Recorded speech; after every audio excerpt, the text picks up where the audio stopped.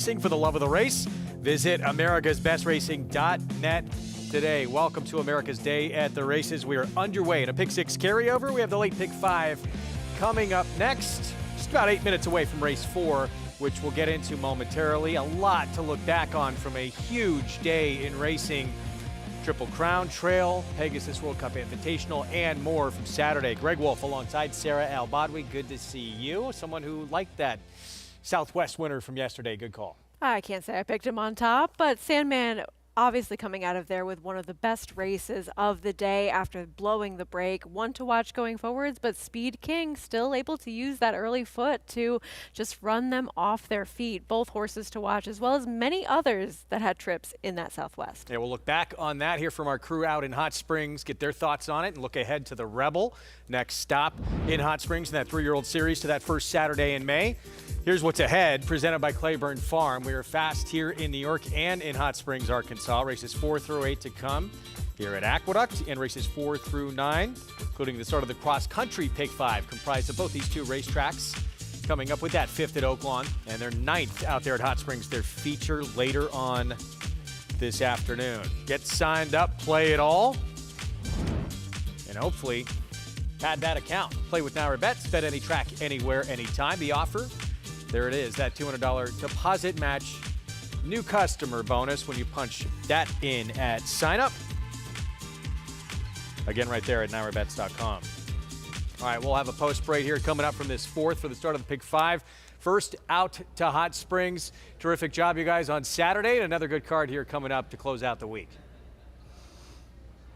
Appreciate it, Greg. Yeah, the day after the day here at Oaklawn Park on the heels of a spectacular Saturday at Thoroughbred Racing in Hot Springs, Richie. But right back at it with a solid Sunday program. What are you looking forward to most? I'm really looking forward to this very interesting 9th race feature, right? It's an optional claiming race. So your horse is in the allowance condition. Non-win is a one other end. But some horses in for a $200,000 claiming tag. And you've got a horse named Handsome Pants. He's your morning line favorite. Who's coming in to ride him? Brian Hernandez. He's had a pretty good year. Yeah, he's had a pretty good, what historic making run he and Kenny McPeak went on last year. And the fact that he's coming in to ride this horse has been working at the fairgrounds, so you can bet that Brian's been getting on him in the mornings. It's a horse that won at first asking, went right into the Breeders' Futurity, did not run well. Race won by East Avenue, who was very highly thought of, unfortunately stumbled in the Breeders' Cup.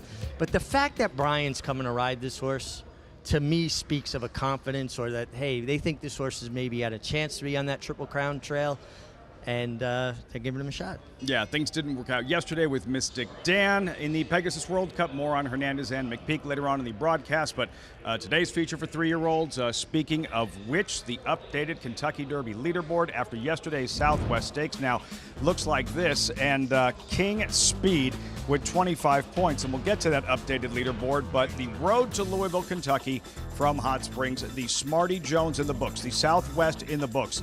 Next, the Rebel, February 22nd, and for the 4th time, the Arkansas Derby 5 weeks out from the Kentucky Derby, the centerpiece every season of racing here at Oaklawn Park. I love that still shot of Speed King. It says a lot about this horse's personality. Look at his eye, the clarity in his eye, his ears pinned back. That's a competitor. He has speed. He's very good. And think, Lafitte, it wasn't that long ago that 3 weeks between the Preakness and the Belmont, trainers would run their horses because they said it was too long, 3 weeks between races. Things have changed. And nowadays, you need the points to qualify. There it is, Speed King, 25 points, second on the list. Gaming blanked yesterday, 18 points. Sandman and Tiz-tastic, second and third yesterday, both with 14 points. And a couple of names, and certainly Sandman with that runner-up effort. While Speed King, as impressive as he was, Sandman getting all the respect he deserves following that courageous runner-up effort after a brutal start in the Southwest. Yeah, he really lost his footing, stumbled badly, and when he stumbled, he ducked to the left. And that left Christian Torres in a perilous position. You sent me the still photo. And the fact that he was able to get back in the middle of this horse, just what athletic prowess, what core strength to keep yourself now, and also a touch of fear. You don't like hitting the ground. Look forward to seeing Sandman, what he does in his next start. Greg, as the next race offering Derby points next Saturday in South Florida, the Holy Bull at Gulfstream Park, featuring Ferocious for Team Mage. Yeah, looking forward to seeing him come back. We're going to talk about our next stop as well and who may show up in the Withers in early February. That's later in the show. First things first, field for this start of the late pick 5. 6 furlong sprint, Sarah. Condition $16,000 claiming race. And it is Neuschwanstein. Ray Handel, Romero Mirage has the rail. Who's the favorite right now? This board has been all over the place. This horse does have early speed. Devil's Key next door in post 2, coming off a good effort. He's one that got back to one of his better races overall last time out. Giants Fire, the extreme outside post. He'll need to rebound off of a performance last time that was not quite as fast. So here's Neuschwanstein. Again, Romero Mirage aboard. Not a winning type, but does have that early speed. Did have a big effort on this track back in September. Good reunion, 5-2. Wide in that last start, finished 4th behind Neuschwanstein. Always charming. He's tailed off a little bit form-wise. He's had some excuses over his last 2 races, but he is stepping up in class, and he also has early speed without being able to sustain it lately. Katie Davis for Lolita Shivmongal with Perfect Flight.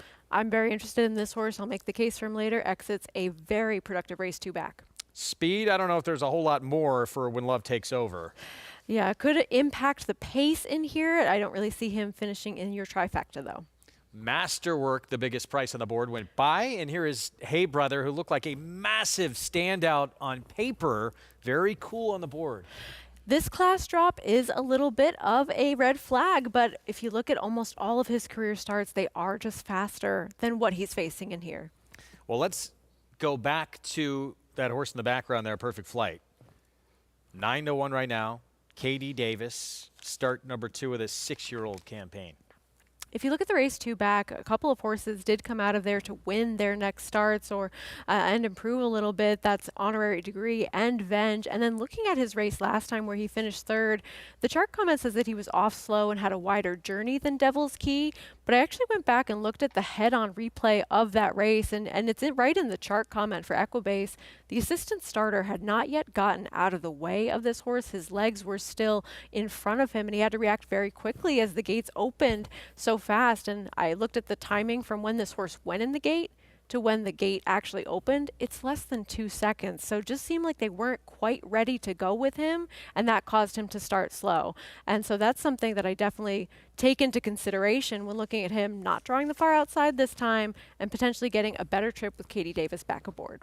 Minute to post coming up. Obviously, with what he's done on the racetrack to this point, the 9, Hey Brother, it's going to be tough to beat if he's that same horse. How does he look warming up as we go to Acacia Clement for more? Yeah, Greg, he is the wild card of this race for sure, and we'll get to him in a moment. But starting off with your favorite in the 2, Neuschwanstein, just from a physical perspective, I found it hard to get past him.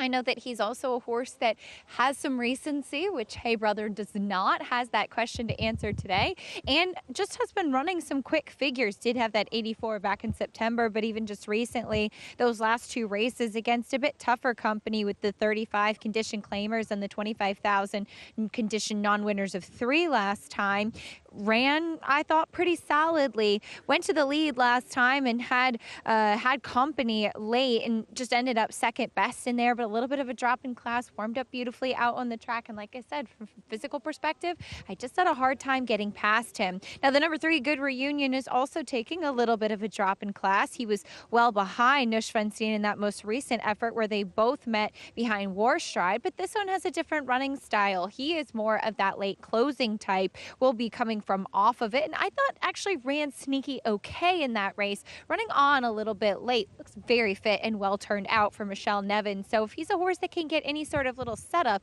I thought he was a bit intriguing. Now the 9, Hey Brother, my first time seeing him. This is its first time on the NYRA circuit, but he's a horse that was able to win last time out at Delaware and kind of pressing the pace setter who was hanging on the left lead, and it didn't seem like it was the biggest, most contentious field, but he's big, he's imposing, he looks fit off the bench, and he got pretty sharp once he got out there on the track. If he's ready, the board is saying he might be today, Greg. And again, just several lengths faster than everyone in this field if he's the same horse, but he's been away for 6 months. Drop in class here for a lower level claiming tag, which is a bit of a red sign, so we'll see what we get. He is the question mark of this field. Acacia said it well. It's just a matter of whether or not you trust that he's going to run some of those faster numbers or at least show up with a good effort. Set for the start of the late pick 5. The 9-horse stepped in. Hey brother, Christopher Elliott aboard, the one to beat. Let's go to Chris Griffin for the call.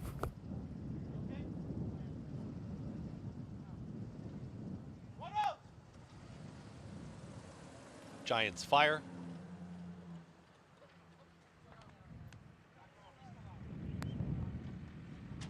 Goes in. All set. And they're off. Hey Brother right to the front. It's Hey Brother up on the far outside, but Neuschwanstein has got early speed too, and Neuschwanstein now takes the lead, is up by a full length. Here comes Always Charming from in between horses, wants to apply pressure, and 3 wide in that early group is going to be When Love Takes Over. Just taken back will be Devil's Key, is well settled in 4th and moving up to the outside. From 5th, here comes Perfect Flight in the orange cap. They are 2.5 lengths clear from Good Reunion, trying to keep up as Hey Brother is towards the back end of the field. Here comes the run from Giants Fire in the trailer. Masterwork 22 and 4. It's a pressured early opening quarter, and down to the rail there is Neuschwanstein. Here comes Always Charming, still rallying on in between horses. 3 wide When Love Takes Over. Right in behind them is Devil's Key, just waiting for the cue. Looks to have horse nowhere to go yet as they reach the top of the stretch. 46 and 4 for the half-mile time. Neuschwanstein has now kicked, and now is there room at the rail, and Devil's Key is going to try and squeeze through that opening, and here comes Devil's Key and finds the opening, and Devil's Key is in front. It's Devil's Key. Francisco Martinez was waiting for the room, and now Devil's Key is sprinting away. Devil's Key is opening up here late. It's all Devil's Key to win it. Perfect Flight gets up there for 2nd. Late rally there, Hey Brother, and Neuschwanstein finished 4th at 1 minute 11.62 seconds. Devil's Key got back to really good form last time out, and apparently he's going to stay in good form. He easily handles this field for his 3rd career win. He sat the pocket trip right behind a contentious pace, 3 of them battling for the early lead, and here just waiting for that room to become available to him. But he drew off significantly from the rest of this field when given the cue. I was hoping that Perfect Flight would have a little bit more to offer, but Devil's Key is in excellent form right now over his last now 2 starts, and it seems as though he might be able to carry that on. Strange run from your favorite Hey Brother, Christopher Elliott. Actually broke pretty sharp, was close, and then took way back. Did wind up making a late run. And in a photo for 3rd in here. We'll see who gets it in the end, but Perfect Flight, it's 6-1, winds up 2nd. No doubt about your winner, though. By the way, Neuschwanstein only claim in this race. The horse was part of that early pace. And there's plenty of reasons to think that he might get back to his consistent 2nd place form, because he was part of an early pace battle, and he was the last lone standing survivor of that, with all 3 of the top 3 finishers coming from just off the pace, or in Hey Brother's case, much further back. Hey Brother did wind up getting 3rd in that tight finish, that photo, so 1-6-9-2. But a no doubt about it win. Devil's Key, Wayne Potsbarn, Francisco Martinez. Did take a look back at that Triple Crown prep from Hot Springs, Grade 3 Southwest. Speed King went to the front and just kept on motoring home all the way to pick up some Derby points for Ron Moquet with Rafael Bejarano.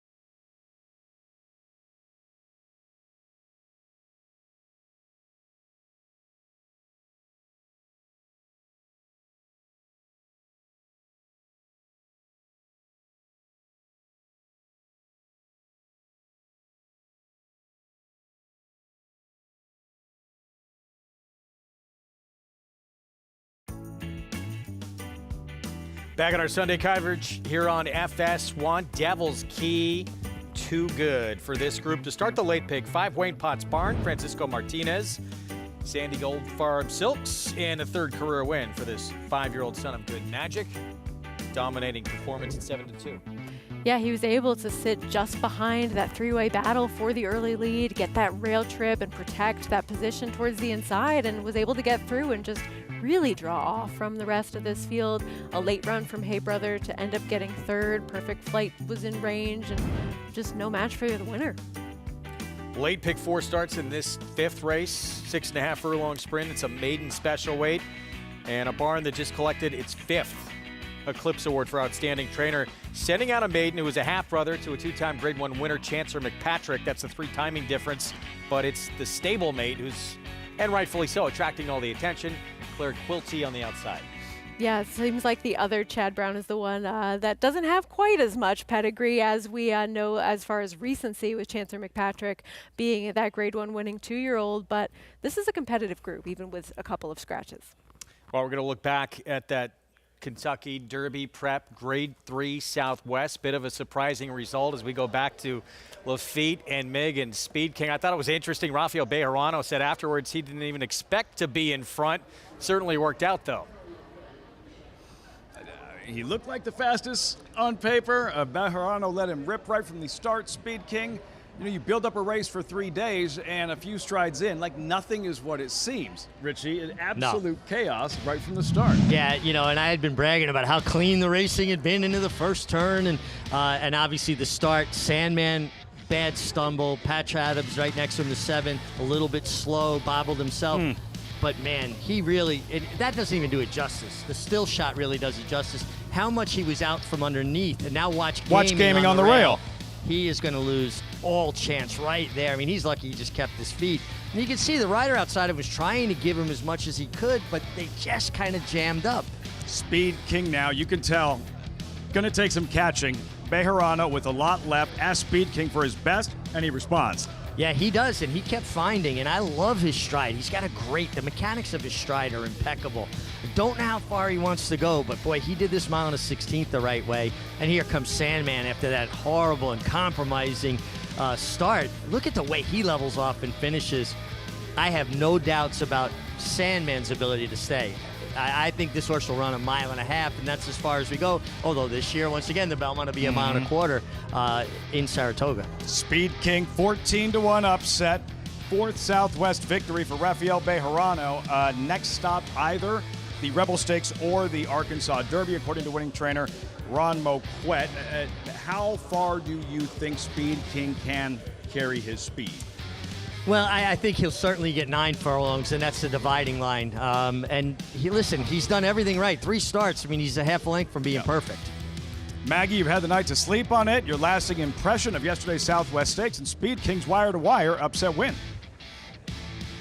Yeah, a lot of things didn't go accordingly, as you guys highlighted, with Gaming and Sandman. And what was also odd is how far back Patch Adams was early on in the race. He had a slight bobble at the beginning, but for a horse that was stalking the pace when breaking his maiden, going 7 furlongs, just 1 tick off the track record, to be that far back now, stretching out in distance, I thought it was a bit odd. But Speed King, what I also noted, going back to that springboard mile, he was running with his head up in the air, and then talking and hearing from Ron Moquette and Connections that he was looking, they felt as though, at that infield board. But yesterday, not having to run under lights, not with a intrusive infield board, he really leveled off. He lowered his head and lowered himself into stride. Now, yes, it's hard to believe that a son of Volatile will be able to get those classic distances, but I'll give him credit. He's built with a lot of scope to his frame, so at least there's that physical prowess there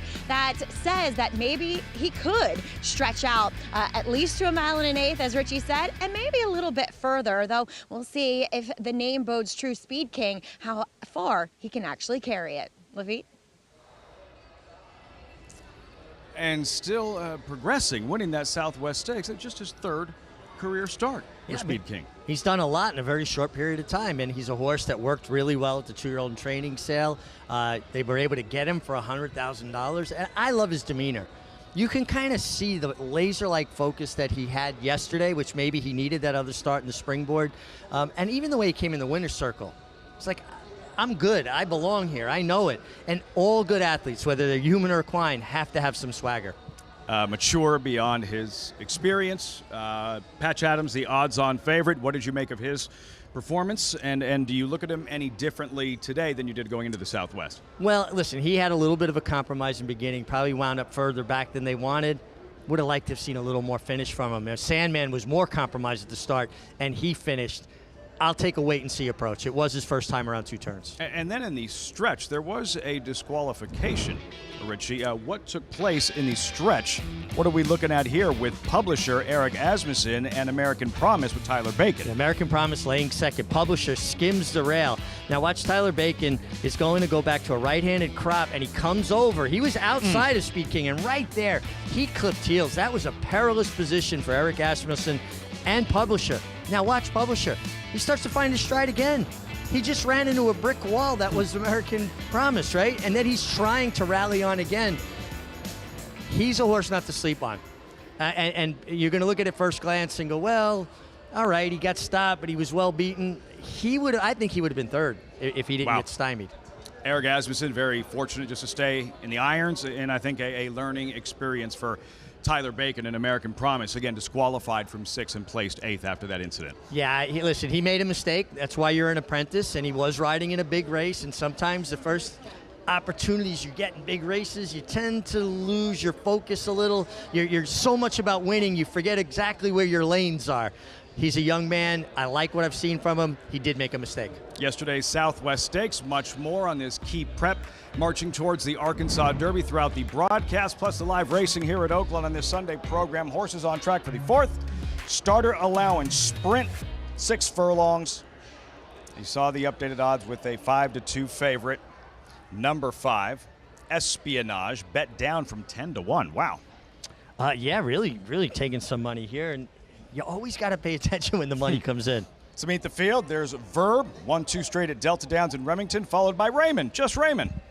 Raymond, you get the aforementioned Tyler Bacon. This horse is a deep closer, at least he was last time, and he finished the deal.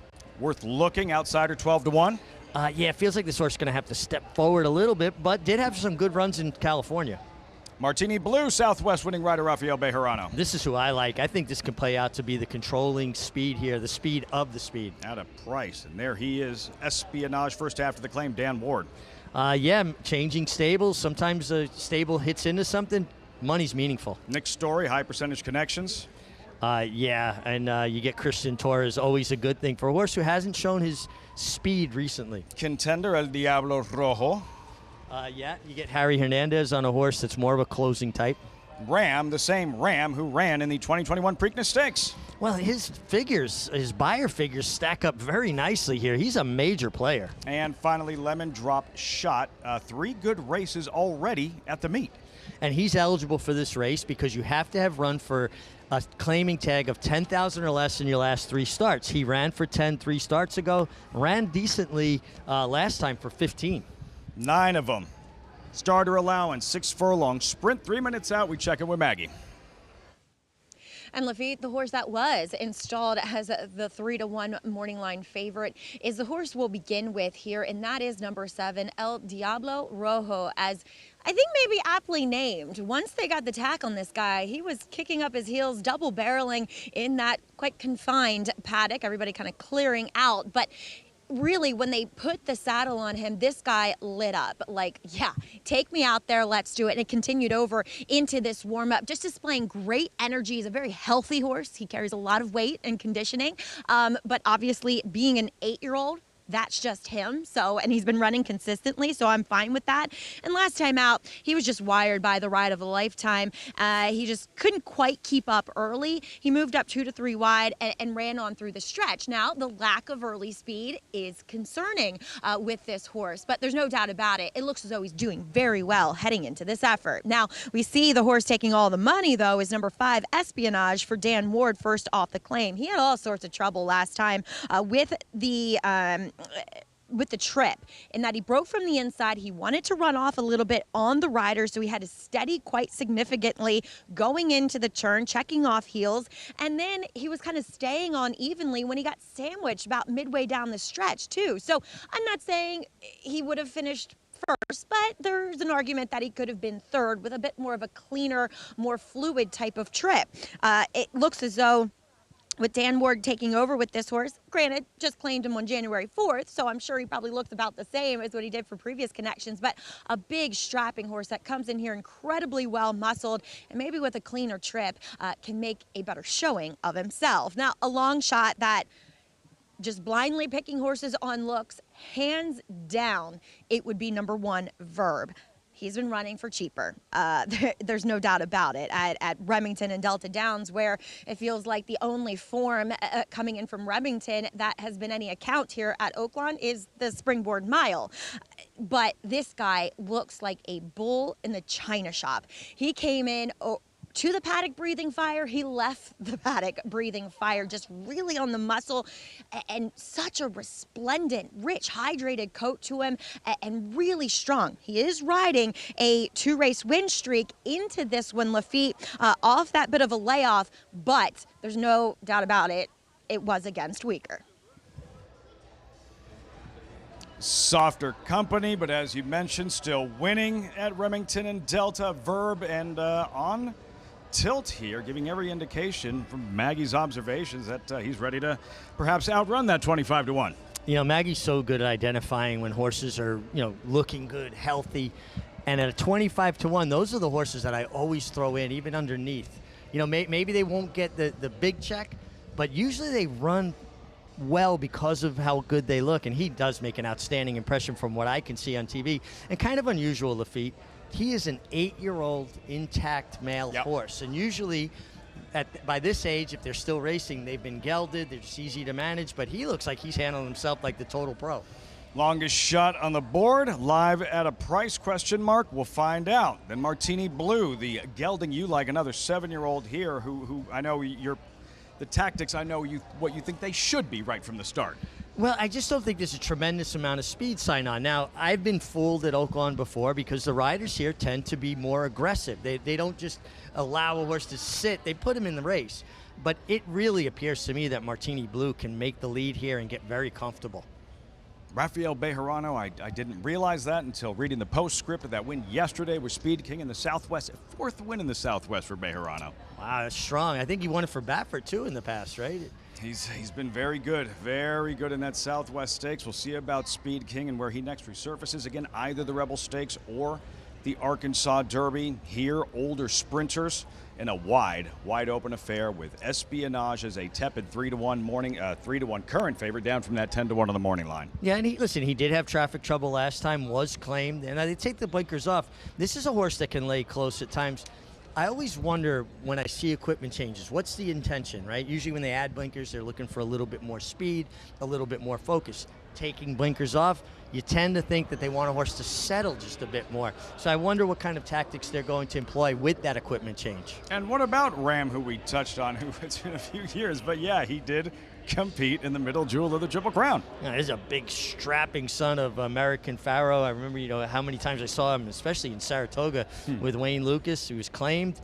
And he did run for 10, 3 starts back where he was beaten a nose. That makes him eligible for this condition. Ricardo Santana aboard Ram, all set. Post time for the 4th from Oaklawn Park. Matt Dinnerman standing by. Blue and Lemon Drop Shot.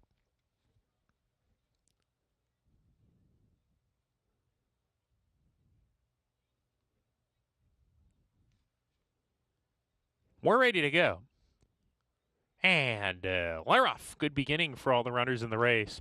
Espionage put into play early as a narrow lead in the early part. Worth looking. Moving up to come and challenge. El Diablo Rojo a little bit closer than usual today. He takes a nice hold here and is now pressing the front runner. Espionage, El Diablo Rojo right there to the outside. And these two hook up now as they approach the half-mile pole. Worth looking takes back to third with Ram, and Martini Blue, who's between horses. Gap of 2.5 lengths to Nick Story has plummeted back. Raymond just past him. Lemon Drop Shot parked deep going into the 4th turn run. Passing Nick Nick Story, who drops back to the second-last position while under heavy pressure, and Verb is trailing as they round the far turn. Espionage a neck in front.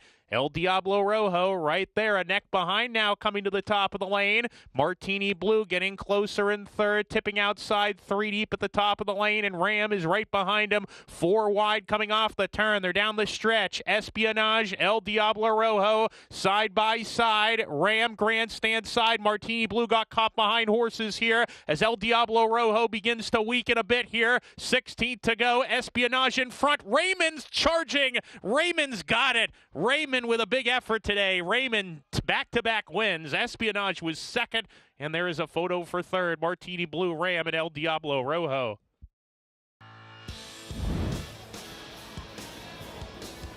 Unleashing a furious late run, just like he did in his latest effort. Raymond struck it 9-1 back on the 4th of January, and here with Tyler Bacon encouraging 3-1 at post time, the winner of this 4th at Oaklawn. It sure feels like they figured Raymond out, right? It's a horse that used to flash really good speed and would weaken. The last 2 starts, he's come from out of the clouds and he's really finished the deal. And sometimes horses change and our opinions of the horses don't change, right? Oh, that's his style, he's speed. No, he wanted to be a closer all along, and Tyler Bacon delivered him at the right moment. Got a little messy. Kind of a close shave as he was going by with the horses to his inside. Yeah, but I think the 5 horse caused more of that. Lafitte drifting out and taking up that slack. We saw the 4 horse Martini Blue. He kind of altered course back to the inside, but the 5 got to drift in the last 16th, and I thought he was more of the culprit. Raymond at Oaklawn Park, 2584. Greg, there is an inquiry here, and time for the late pick 4 there.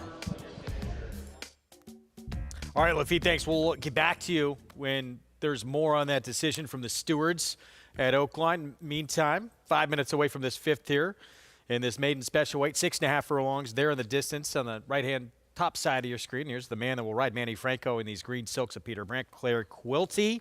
The debut came at 7 furlongs back in February of last year. It was a very good first out effort, and then obviously something went wrong. Start number 2 in March. We've not seen him since.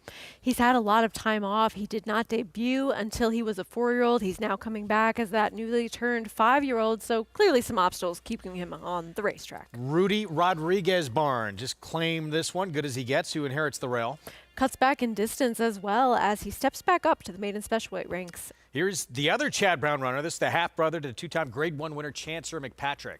And I do like the cutback in distance for this horse, another one that has to contend with some time away. 3 starts, though, has not hit the board, is a new gelding. We'll see if that makes a difference. Egypt next door at 6-1, Horacio de Paz.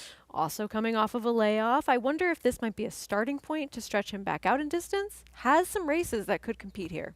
Yeah, with longer on the grass last time that we saw this 5-year-old. That was back in May of last year. Here's Exploration, who they had some big plans for. Used to be with Brad Cox, now with Brittany Russell. He's been favored in all 3 of his starts so far, and he is getting back to a sprint distance. And now 3-2 favoritism, Chad Brown, Claire Quilty. Chad Brown, of course, coming off his 5th victory as Outstanding Trainer at the Eclipse Awards.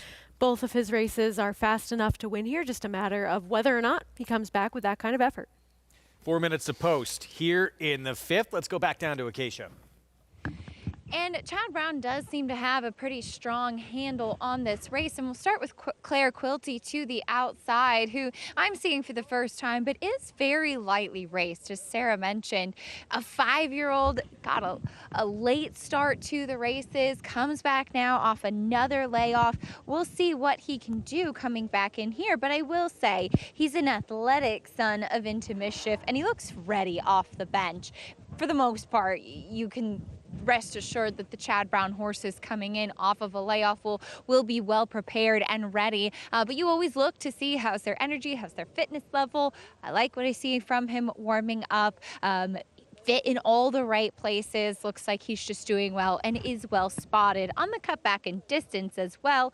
Not to mention, he's a horse that has some tactical speed. Now, his stablemate is the 3 timing difference, and he's the one with that big pedigree, as Greg mentioned, being the half-brother to Chancer McPatrick. Now, he would have been purchased before Chancer McPatrick, as that one was sold as a 2-year-old at the OBS 2-year-old in training sale, and he is by McKinsey. Absolutely. And it seems that kind of a mile, maybe even further, is what he does prefer. Now, timing difference is by Munnings, who you typically would think of as more of a sprint influence. However, looking at this guy, I can see why they ran him a mile and an eighth in his most recent start. He is very big, much different sort of build than you typically see for that sire. Framed up beautifully out on the racetrack. Just from an overall perspective, it looks like he's doing well. I'm not familiar with him, and typically the sons of Munnings do carry a little bit more conditioning, but I do think that he would be better for a race coming back off the layoff. Sometimes gelding can help to kind of lighten them up a little bit as well. Like I said, I don't have any notes to compare with on him, but I do think that maybe a starting point in here, plus he is one that tends to come from very far off of it. Then we get to the 5 Exploration, who has by far the highest purchase price in this group of $900,000 as a yearling by Curlin. And on the bottom side, the dam is the sister to several graded stakes types, including Grade 1 winner Terrace Tango. So a big pedigree on the bottom side, and that Curlin influence. If you go to his race 2 starts back when he was beaten in nose with that 81 Buyer speed figure at Parks, he's very much the horse to beat in here. Now, last time out, when stretching out to the mile, was just totally outfooted, was wide throughout, never really looked comfortable in that race to me. And now we see him cut back, which, even though he's by Curlin, he's smaller, he's compact, he's short coupled, he's very kind of stout and powerful looking. He's built so much more like a sprinter. So I think that this cutback is very well meant for him, and his 2 sprint races are so much stronger. This just might be the right place for Exploration, Greg. Yeah, we'll find out. Debuted, he was a Brad Cox runner, a $900,000 son of a 2-time Horse of the Year. But hard to say, you know, runs a big sprint at Parks, that form's going to transfer here to New York. And Claire Quilty debut sprinting was, depending on what figures you look at, just as fast. I will say for Exploration, that race at Parks 2 back, the 3rd place finisher did all the dirty work up front. It was a contentious pace. He was the last one to survive of the early forward types, but Exploration got a great trip in there, closing into that hot pace. Elvis himself did come back to run well in his next start before getting the win right here. So maybe that form is able to translate over, but I just have questions about him getting the same setup. His debut, too. I mean, he faced a horse who went off that and went straight into the Risen Star in the Triple Crown Trail. He didn't make any impact. The runner-up, though, was second to Mindframe. Incredibly talented for Todd Pletcher at Churchill. So he's faced some good ones those first couple of starts. We'll see what he does here. He's clearly the other horse. It looks like the 5 or 9 in this spot. They're certainly the top 2, but there's another Chad Brown runner in the race with that pedigree, although he's not made much of an impact, but a little chance to grow up for this 4-year-old, the 3 timing difference. Absolutely. Plenty of upside for this one, as well as Claire Quilty towards the outside. There is the 3 moving in with Sahin Savachi. Even money favorite, Claire Quilty. First start back since March. Manny Franco for trainer Chad Brown. We're set for the 5th and the pick 4. Let's go to Chris Griffin.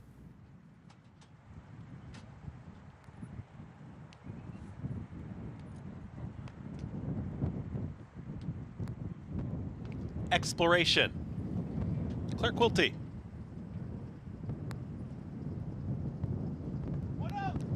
Last to load. Goes in. All set. And they're off. And off a step slow was Claire Quilty, also good as he gets. They were the 2 trailers early. In between horses, here comes Egypt, and Egypt puts a nose in front at the rail. Timing difference, does have a seam and works on through. Now 4 of them across the racetrack as Exploration does not want to lose ground and is going to be 3 wide. 4 wide is going to be Claire Quilty, and now good as he gets a nice trip, is in 5th, but in behind a battling quartet. They are still 4 across the racetrack. Manny Franco looking over his left shoulder, might try to save a touch of ground here into the turn. Less than a half mile to go. Timing difference is at the rail, and timing difference has a head in front. Egypt is in a tight spot in between horses, 3 wide there. Comes the run from Exploration. Now Claire Quilty is to the outside of good as he gets. There are the 2 trailers. They went 23.304 that pressured opening quarter. They are well into the far turn, and they went 47-1 for the half-mile time. Exploration has taken the lead. It's Exploration out in the center of the racetrack. Timing difference is trying to come back towards the inside. Egypt has lost some ground, and Good As He Gets is trying to rally on, but Exploration is clear. Exploration is drifting out here for a final furlong, and timing difference is trying to cut back into the margin. Good As He Gets was a little green, but now straightens up, but Exploration is sprinting well clear, and Exploration's going to win. It's all Exploration. Christopher Elliott, they get the victory. Good As He Gets up for second. Timing difference, Egypt in 1 minute 18.36 seconds. A little bobbing and weaving in the stretch, but wow, that margin of victory, decisive from Exploration. Brittany Russell, Christopher Elliott, and this expensive son of a two-time Horse of the Year now has that first win on the resume. I think every rider in this race except for Ruben Silvera had the same plan, right? Go, be forward. We saw 4 of them at one point contending for that early lead, but Exploration was intent on keeping that forward position, does drift out a little bit in the stretch, perhaps getting a little bit leg weary after all of that pace battling, but he really opened up the margin at the end of this race and drew off from the rest and was much the best in this spot. 5-2, 3-4 finish. Goes off second choice here. And now we'll see if he can build off this. Obviously, with the pedigree, the expensive purchase price, still relatively lightly raced. Exciting horse now after he's put together a performance like this. Absolutely, because he was right up and on the pace of this race where we did see the second place finisher get the right kind of trip with the pace that was developing. He was able to sit off of that and make that late run to get second at 11-1. Exploration did all the dirty work and still drew off from everyone else.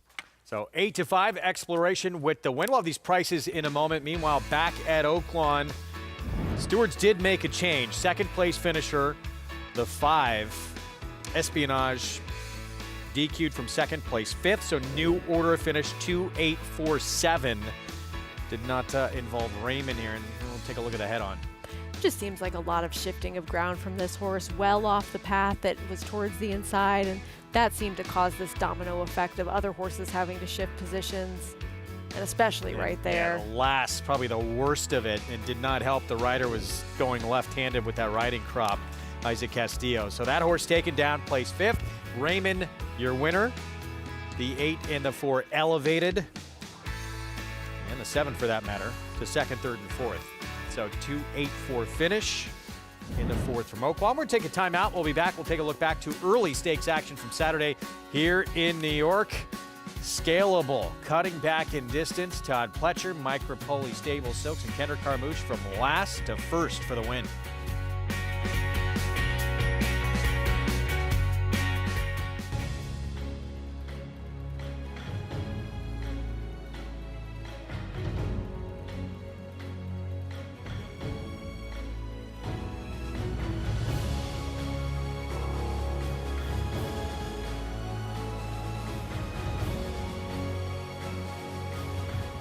Olympiad leads American Revolution. Olympiad gets the gold in the Jockey Club Gold Cup. Horse racing? Check. Weekly promotions? Got 'em. Huge payouts? You bet. With Naira Bets. Download the app today and bet on any track, anywhere, anytime with live HD horse races, betting tips and tutorials, expert picks, and more. You bet with Naira Bets. Join now for a new member bonus at nairabets.com. At the Keeneland September yearling sale, the premier thoroughbred auction venue in the world, Mandy Pope of Whisper Hill Farm signed the ticket on the $5 million sale topper by Curlin, bred by Stone Street Thoroughbred Holdings. He was one of $5 million plus yearlings by Curlin to sell. No fewer than 55 of his yearlings fell to the auction gavel, averaging nearly $600,000, making Curlin the #1 sire of yearlings in 2024. Curlin, the classic sire.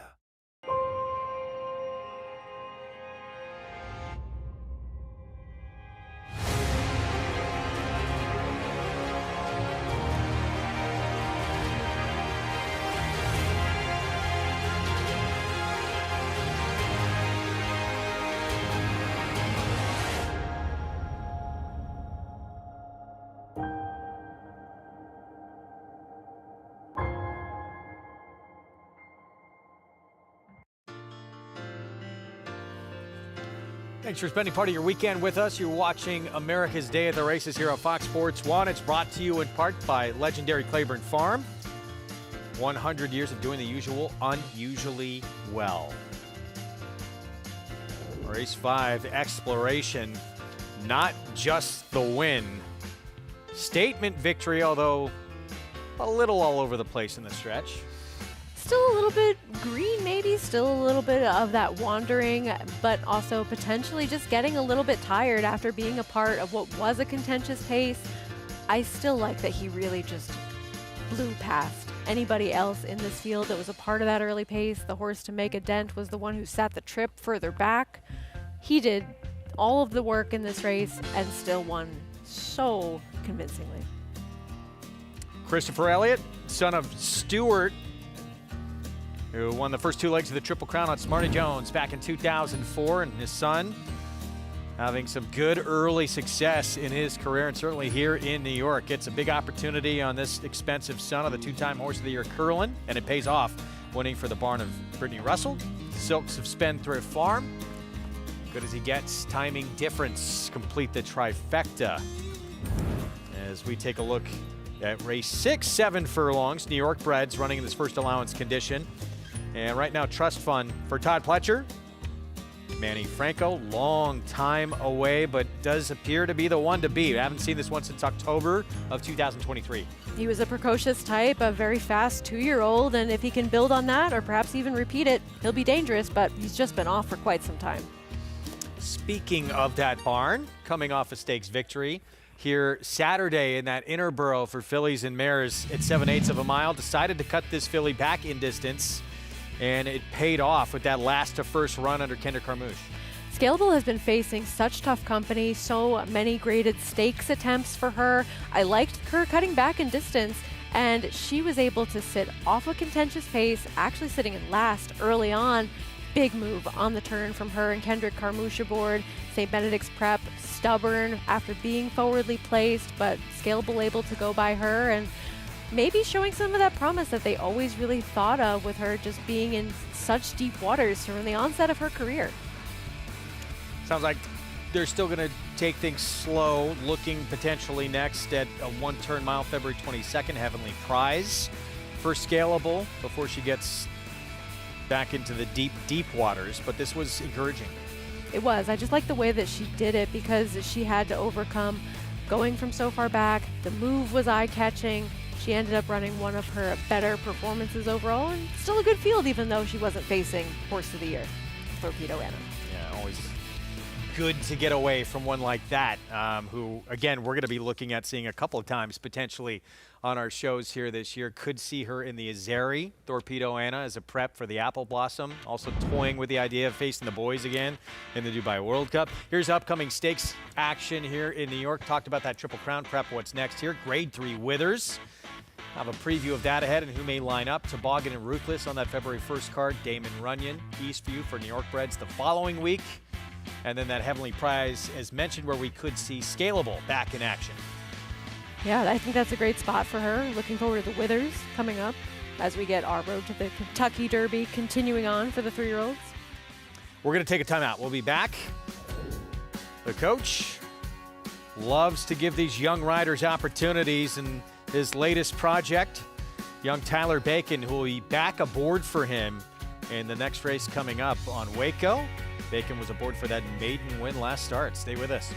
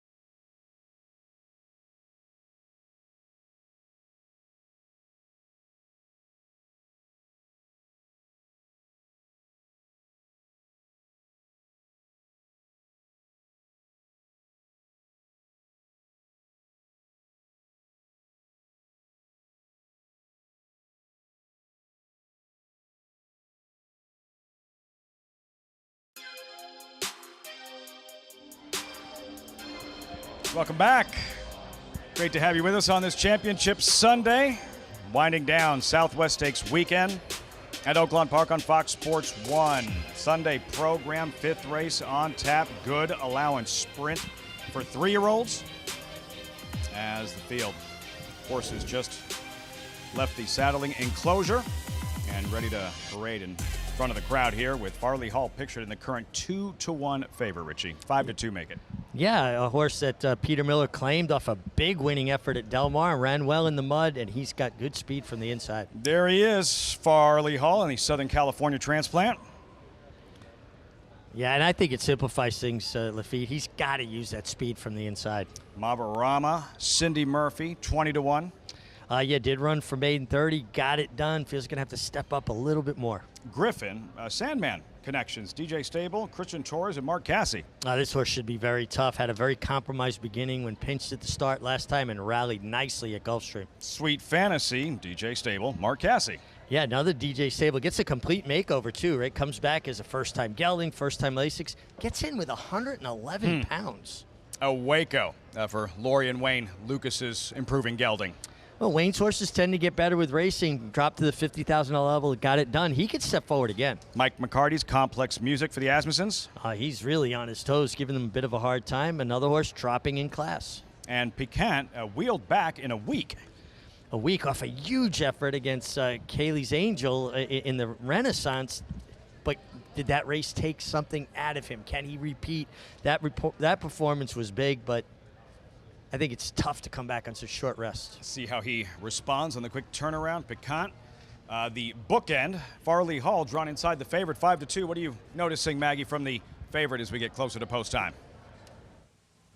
Lafitte, Farley Hall is fired up. He was a little bit obstreperous in the saddling stall, kind of scaring himself and jumping all over the place. So a horse that I don't know if I like him on his last race or not, because he was his own worst enemy in that he lugged in behind that gate to wire winner in Big Rossi while chasing him and just did Francisco Arrieta no favors whatsoever. Now he'll come back and he'll get Lasix for this now 3-year-old first start of the year. He is a bigger horse, impressive in his physical, but usually when a horse gets Lasix for the first time, it'll kind of, subdue them a little bit. That's not the case for Farley Hall. So we'll see. A horse that does possess a bit of early foot, he could find himself from that inside post position on the front end. As we'll move on to number 4, Gryphon, who I thought was very impressive visually in winning first time out at Gulfstream Park for Mark Cassie, albeit in a maiden 50. He was kind of slow out of the gate, and you can kind of see why, because he's a bit of a tall, spindly, very leggy colt, very narrowly framed, that doesn't possess that much muscle mass, that big of an engine behind the saddle. So I don't foresee him breaking that much better, other than now that the light bulb's gone on, he kind of knows his job, as he is quite keen out on the racetrack when he linked up with the pony. But a horse that a lot of times, if you're not anywhere near the lead at Gulfstream, you're generally not running that well, and he blew by the field in the latter stages of that race and put them to bed quite convincingly by 4 3/4 lengths. So, guys, I think, if this horse takes even a little bit of a step forward off of that maiden victory, he could be pretty tough here. In the end, he made it look easy, Maggie, and this is what she's talking about. Griffin, his debut, January 4th, Gulfstream Park. He was bet 5-1, Richie. Griffin. It didn't break, and in the end, it did not matter. Well, and just like Maggie said, that's a huge disadvantage at Gulfstream. That is a position track. You want to get forward position. So he got pinched at the break. He made a long, extended rally wide, and he just finished the deal. I like him very much in here off of this effort. And you got to think, like Maggie said, the light bulb's gone on. He's definitely more focused. He's a horse that's on his toes. You would expect him to break better. Maybe he's not a speed We don't know type. what his style is. We really don't. Because what happens when he breaks clean? But at the same time, you don't want to give anybody a head start. It's okay to get outrun, but don't give them 2 lengths off the start. Griffin, can he go back-to-back? And then Piquant towards the outside. I'm going to revisit his latest. This was last Sunday, as mentioned, the quick turnaround, the Renaissance. He's 11-1, Richie Piquant, who's on the move from last early on. You know, Lafitte, sometimes what happens, right? You're on a horse, and he was a big price last time, nearly 12-1. And you just ride them almost to get a check. Let everybody else get engaged. Let them take shots at each other, and let me make one run and see if I can pick up some pieces. Well, he almost picked up all the pieces, and I thought this was a really nice effort. And you could see another horse got comments. It didn't look like he was really fully engaged until late in the stretch, and then he kind of came on late. Was that a function of the horses in front tiring, or did he finally hit his best stride? The weak turnaround for him and the outside box Piquant at 3-1. Maggie, and we touched on Griffin for Mark Cassie. The stablemates will break side by side. Cassie also with Sweet Fantasy. Yeah, with the backup plan here, with the horse coming back off of the layoff. And guys, based on the conditions of this race, he gets in awfully light because the last time we saw him winning a race was back in August. So he gets a, 6-pound weight allowance in with 111, where a lot of these carrying 119, 122, his stablemate. So 11 pounds more, or I should say now less, for this Arkansas bred Sweet Fantasy. And he's a horse, though, that I did see break his maiden up at Saratoga, and I just thought that with the stretch out, it made so much sense for him. Now, granted, that was an off-the-turf event, so probably not facing any superstars, at least on the surface they were running on. So you have to call it into question, but I call into question coming back in the 6 furlongs. I feel like longer is his friend, though he is incredibly well prepared.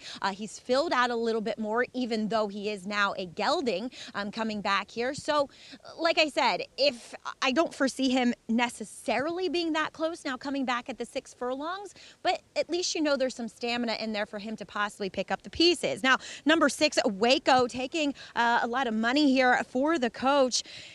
He was getting out around the turn. He was on his wrong lead last time, and yet he was still able to win. So is that I did everything wrong, but I still won, and if I do things better, I'm going to have even better performance? I don't know. I don't like to see that, though, with a horse, just getting out and doing everything wrong during the running of a race. I don't know what he wore before. Obviously, this is the first time I'm laying eyes on him. He does have a ring bit on today, short cup cheater blinkers, there we go, and physically looks great here, but facing winners for the first time, I would like him to mind his P's and Q's a bit more, Lafitte. See those colors, Maggie? For me, anyway, one horse comes to mind, Landaloose, the green and white polka dot synonymous with D. Wayne Lucas for decades. Weight, Richie, how much weight a horse is carrying? Jockey, saddle, the lead pads. How has weight in racing, how has it changed over the decades? Well, it's really interesting in your regular everyday races, allowance races, overnight races, the weights have gotten higher. Very rarely you see, especially, I'll speak more about New York. Do horses get in with less than 120? Most riders don't tack less than 116, 117, that meaning tack with their equipment. And yet handicaps, the weights have gone down. So your better horses are carrying less weight, and your everyday horses are carrying more weight. Now, I really think that weight is more of a factor when there's a big spread. If you're talking 2, 3, 4, even 5 pounds amongst horses, that's like me or you running with a Snickers bar in our pocket. So it's not really going to affect anything, right? But if I'm giving you 15 pounds, a horse giving 15, 20 pounds. Which we used to see a lot of in the major handicap races, the Grade 1 events, that we don't see that spread as much any longer. No, horses used to be revered for carrying weight. Now trainers say, well, no, I'm not going to run if you put 2 more pounds on my horse. I'll go to another jurisdiction. And then racing secretaries are competing to weight horses so that they can get the better horses. John Nehru actually asked them to put 145 on Tao Wei, and she won with 140 because he wanted to prove how much weight she could carry. The example that comes to mind for me is always Marquetry beating Farm Away in the Hollywood Gold Cup, and Marquetry carrying about, 10, 12, 13 pounds less than the heavily favored Farm Away. It's a fascinating discussion and how it's changed weight in thoroughbred racing over the years. You don't have to wait any longer for this 5th race at Oaklawn Park. It is post time. Here's Matt Dinnerman live on Fox Sports 1. Piquant going in. We're ready to go.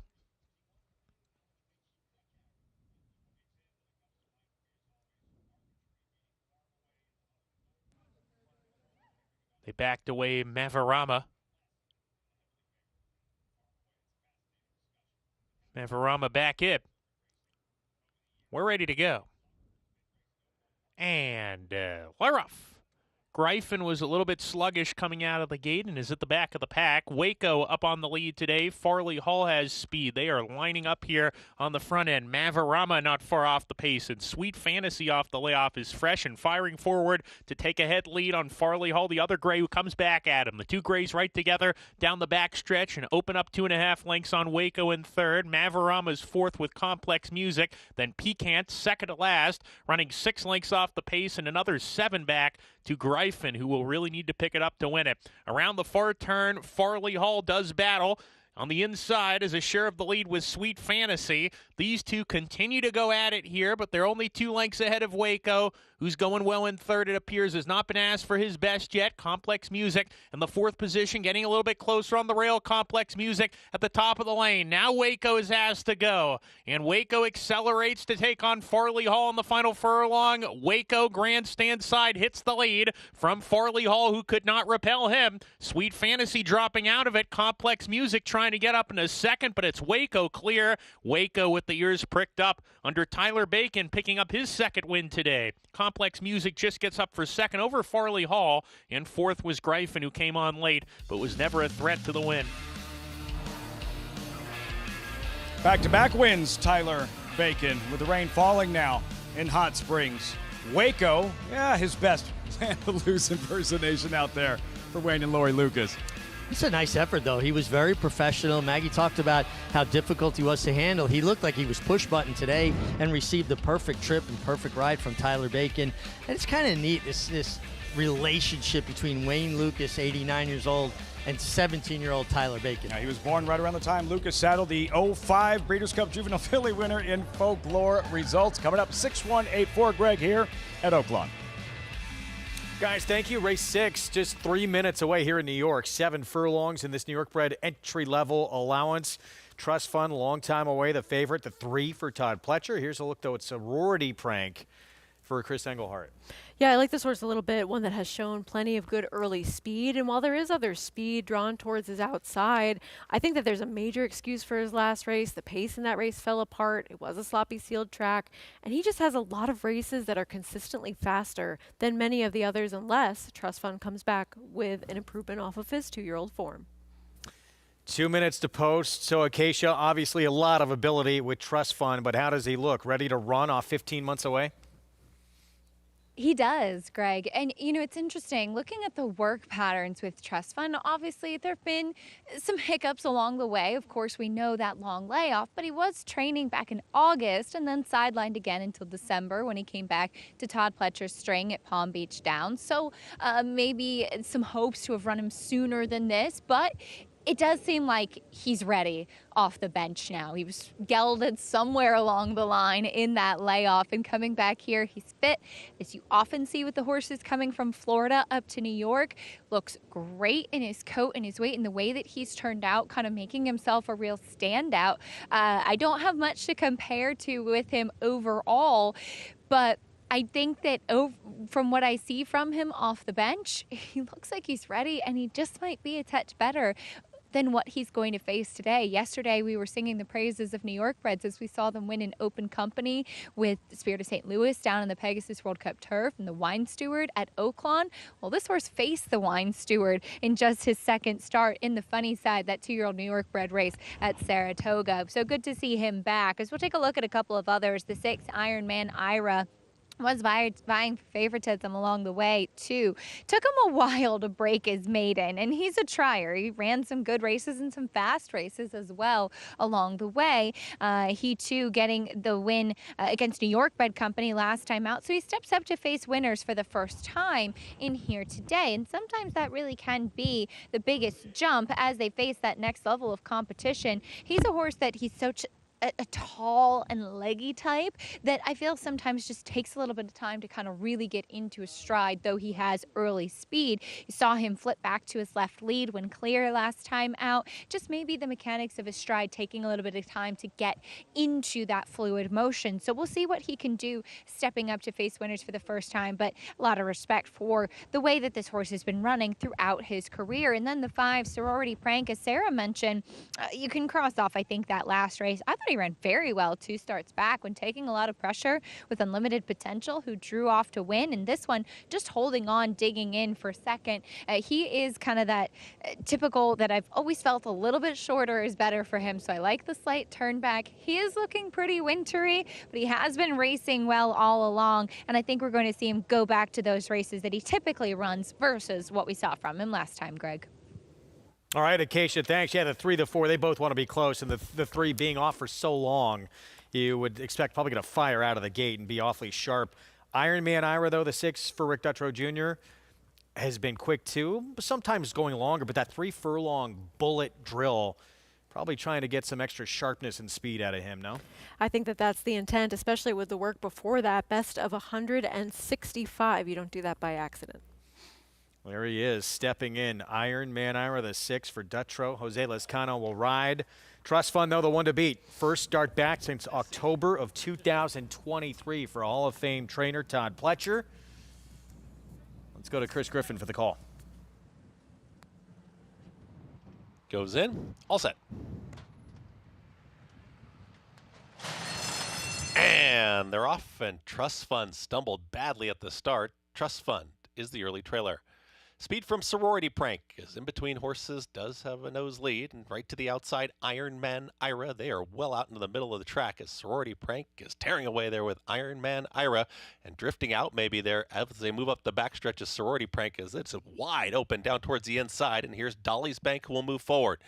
Dolly's Bank will now assert 23.68 for the opening quarter mile, and they're tightly bunched here as Sorority Prank was getting out there up the backstretch. Here comes a move from Ironman Ira.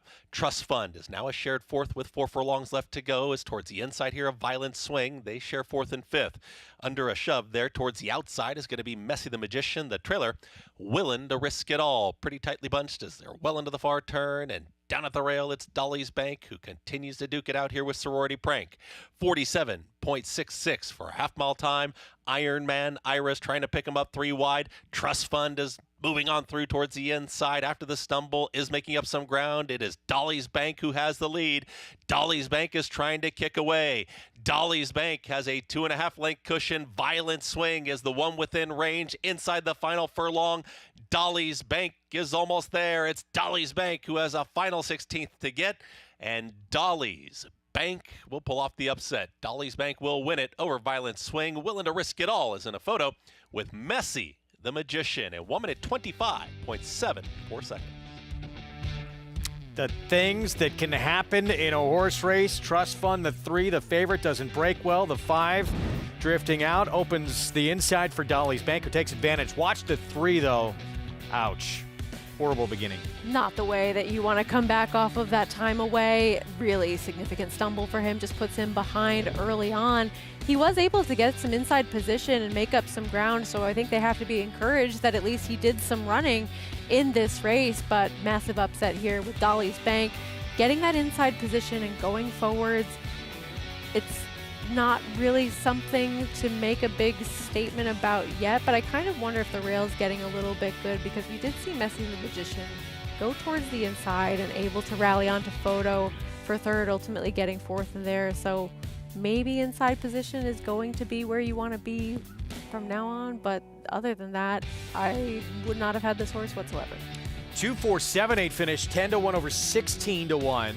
Willing to risk it all at 5-1, and then a 27-1 long shot as well. All huge numbers basically here in this 6th. And yeah, back to the drawing board and hopefully just get a fair shake next time out for Trust Fund, who came back off a long time away in a tough way to get out of the gate. Sort of lost all chance there. And as a result, now big upset on a day where we have a pick 6 carryover here in this 6th race. And we had an upset in the first leg of that pick 6 as well, 7-1. Now you have a 10-1 winner. So if you're alive, good luck the rest of the way. 2 more to close things out, but definitely some prices so far. All right, we'll get these prices when we come back. In Hot Springs, race 6, start of their late pick 5. It's a maiden special weight, where father and son going to go head-to-head, and their horses right next door to each other in the starting gate. Norm Cassie, Hall of Famer. With necessity, his son, Norm, with necessity actually achieve for Dad. They'll go head-to-head coming up. The post parade next.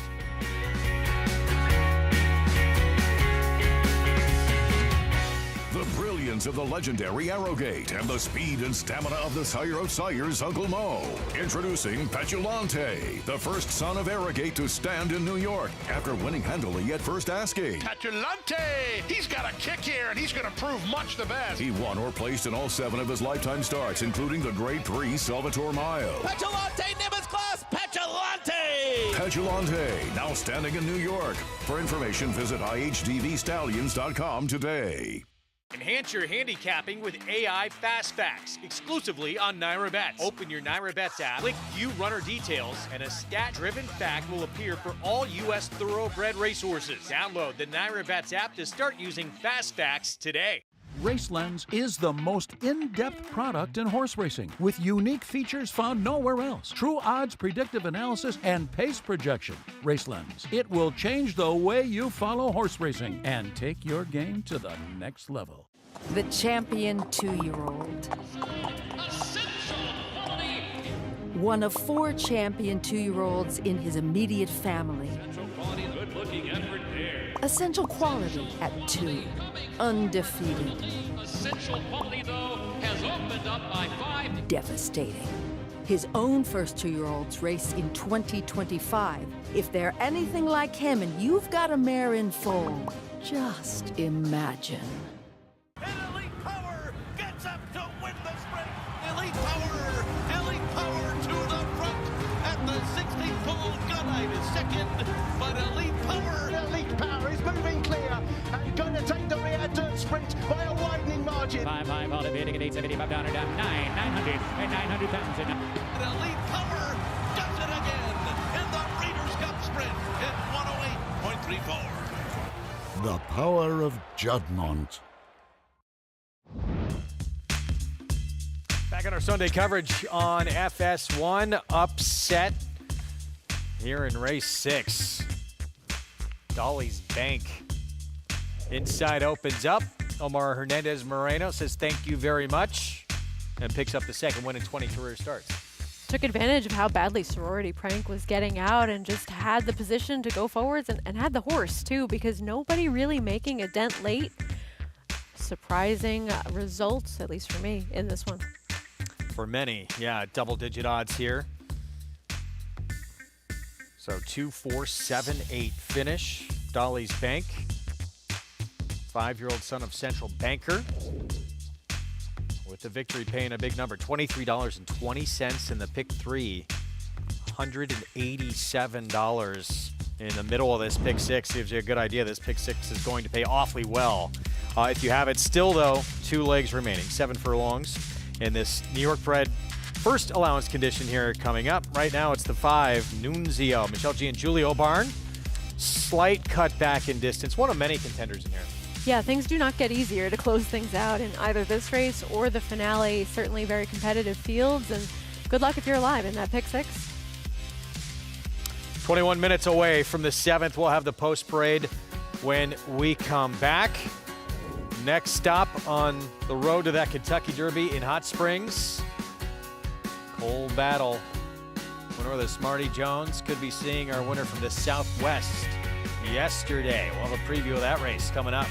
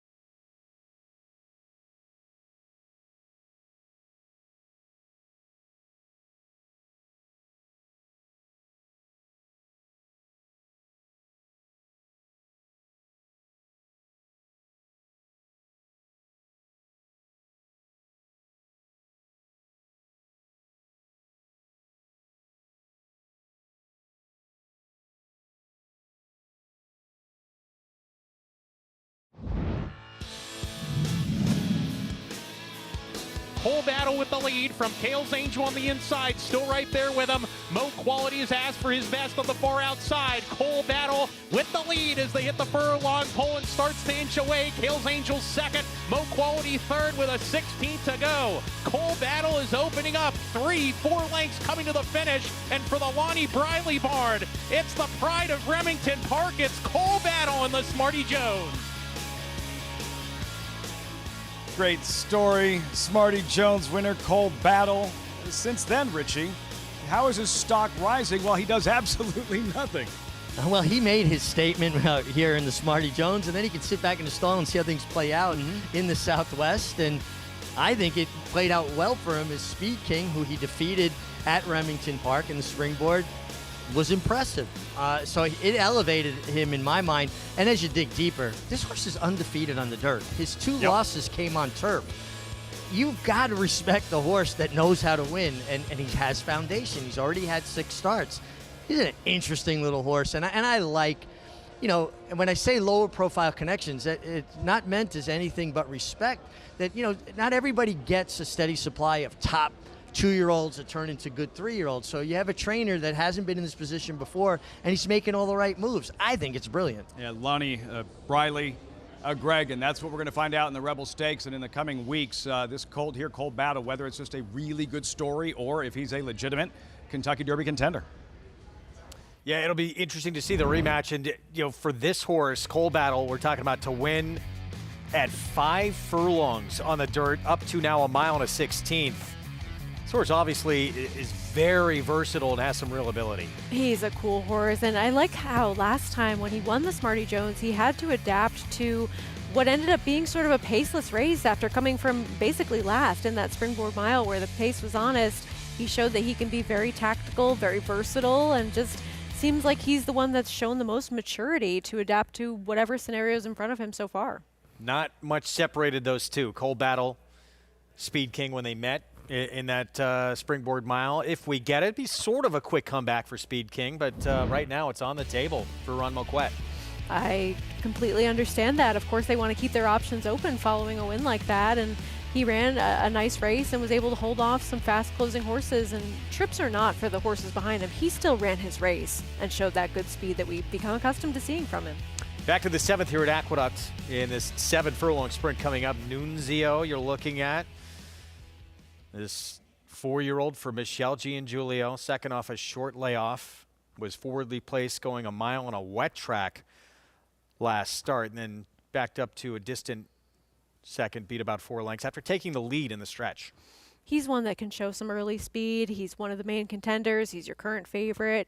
He makes a lot of sense in here based on his past races, but would you agree that it seems like there are several that want to be forward or have been forward in their recent races, and maybe that muddles up the pace a little bit? Yeah, we'll see what happens. We know Kendrick Carmouche always wants to go if he's got a horse with a pace ability, and the 5 certainly does. But yeah, the 4, quick. Certainly the 5, the 3, Clancy Fancy, who went gate to wire last time out. Even the rail runner has shown some ability to be forward. Yeah, we'll see what happens here in terms of intention here and who wants to be on the front end. Prince of Truth, Linda Rice, blinkers on this one as well, who on occasion shown at least tactical speed, now comes in fresh. Yeah, he should get the first run on whoever decides to go towards the front end in this race. He can be up close if the pace dictates so, or the distance. He can be a little bit further back, as he was going the 6.5 furlongs in his last start, third in both of his starts last year. We just haven't seen him in quite some time, but he's run well fresh before. We've had some big upsets already. I thought this was one of the more difficult races to handicap on the card. So the favorite will probably win? See what happens. Yeah, right now it's the 5 Nunzio. This race, post-parade, coming up in a few moments. Send it back to Hot Springs. Post-parade brewing here as well, Greg. Race number 6, 3-year-old fillies, good, solid, maiden affair, maiden special weight, mile and a 16th, $110,000 purse. Necessity the favorite. We start with Achieve, another DJ Stable Mark Casse runner. Yeah, Mark Casse winning at a very high percentage here at Oaklawn, and this horse stretching out with a pedigree that says should agree with him. Necessity the favorite. Father and son trained runners to break side by side. Yeah, Norm Cassie here, Necessities, runs some good races, gets on a fast track for the first time. Princess Aaliyah and Tyler Bacon looking to go back to back to back. And this I have to an Alabama winner, Eskimo Kisses, who actually didn't win till her fourth start. It's her fourth start. Glory IB, second start, stretches out. Then number 5, Frosted Miracle, the Back Racing LLC, first-time starter. Yeah, tough to debut going to mile on the 16th, but we know Kenny McPeek's good at getting horses ready. Number 6, St. Albans Raid, a defeated favorite without an excuse last month. No, but it is her third start, so the foundation could help. Plaza Q, Brian Hernandez, Kenny McPeek, ninth with Mystic Dan in yesterday's Pegasus World Cup. Ran well on turf first time. The mares had one foal to race, was better on dirt. Calamity contender. Definitely a contender. We talked about Brad Cox having a slow start. Well, he's got 5 wins now. Change that around quick. Heating up in a hurry. Then Bougie Beach, the Southern California transplant. And has some speed. You get Ricardo Santana, and from that outside, I bet he's looking for the lead. That's the field. Who's ready to graduate? 3-year-old fillies, mile and a 16th, 5 minutes out. We check in with Maggie. Yeah, guys, we'll take a look here at some horses that are stretching out in distance for the first time, beginning with that DJ Stable owned number 1, Achieve, daughter of Justify out of a Tappet mare, and that is exactly the way that she's put together. You know, she very much looks like Justify, kind of tall, scopier frame, and I'm kind of surprised it's nearly taken this long to get her out to a round of ground, because this is exactly what she wants to do. And furthermore, this is a filly that has only been on wet tracks. Luckily for her, we only saw a little bit of drizzle just to dampen everything, maybe probably tighten the track up a good bit. So no impact in that brief shower that we saw. But this is a filly that has faced some good fields despite not running that fast. When she made her debut back in May of last year, that field has returned some pretty decent runners. And then last time on the comeback trail, Moto winning her next start with an 82 buyer. I know she didn't do much running in that race, but she was climbing and just not handling that muddy going on December 15th here at Oaklawn. So she's moving beautifully over this fast track in the warm-up. I am very positive about how she will appreciate the stretch out in distance today. Same thing can be said for number 4, Glory B. She is a daughter of Curlin out of the mare Cabo Queen, and she's actually a full sister to Sally's Curlin, who was a multiple graded stakes winner from about 7 furlongs out to a mile. So we'll see where that kind of places Glory B, but physically, there's just a lot of length to her frame. So for me, that says that longer should ultimately prove to be better. And furthermore, the way that she ran last time, she didn't do much running, I'll give her that, but it was very even. And horses that run evenly in those sprints, not displaying that many gears, they love to get to run in these longer races. And Glory B, so well muscled, so strong for Steve Asmussen and his team. So she really physically overall made the best impression on me, and she's a massive price Lafitte at 16-1. Absolutely. Sprinted like she wants to route. She has an opportunity to do just that today in her second career start. Glory IB overlay up there at 16-1 to her outside. Plaza Q, McPeek, Hernandez, Brian Hernandez, who you just had a conversation with in the Jocks room a few minutes ago. Yeah, I went over to say hi to Brian and see exactly why he was here today, and he rode obviously at Gulfstream yesterday. And he said that he came in because Kenny asked him to come ride, and I'm sorry, you can find it, Handsome Pants, a horse that broke his maiden at first asking at Churchill Downs, going a mile on the 16th, ran back in the Grade 1 Breeders' Fraternity, did not run well, but's been training extremely well. And when you've ridden an Oaks Derby and Derby winner for a trainer, particularly in the same year, if he told you to go drive a dog sled in the Iditarod, I think you'd do it, wouldn't you? You take that assignment.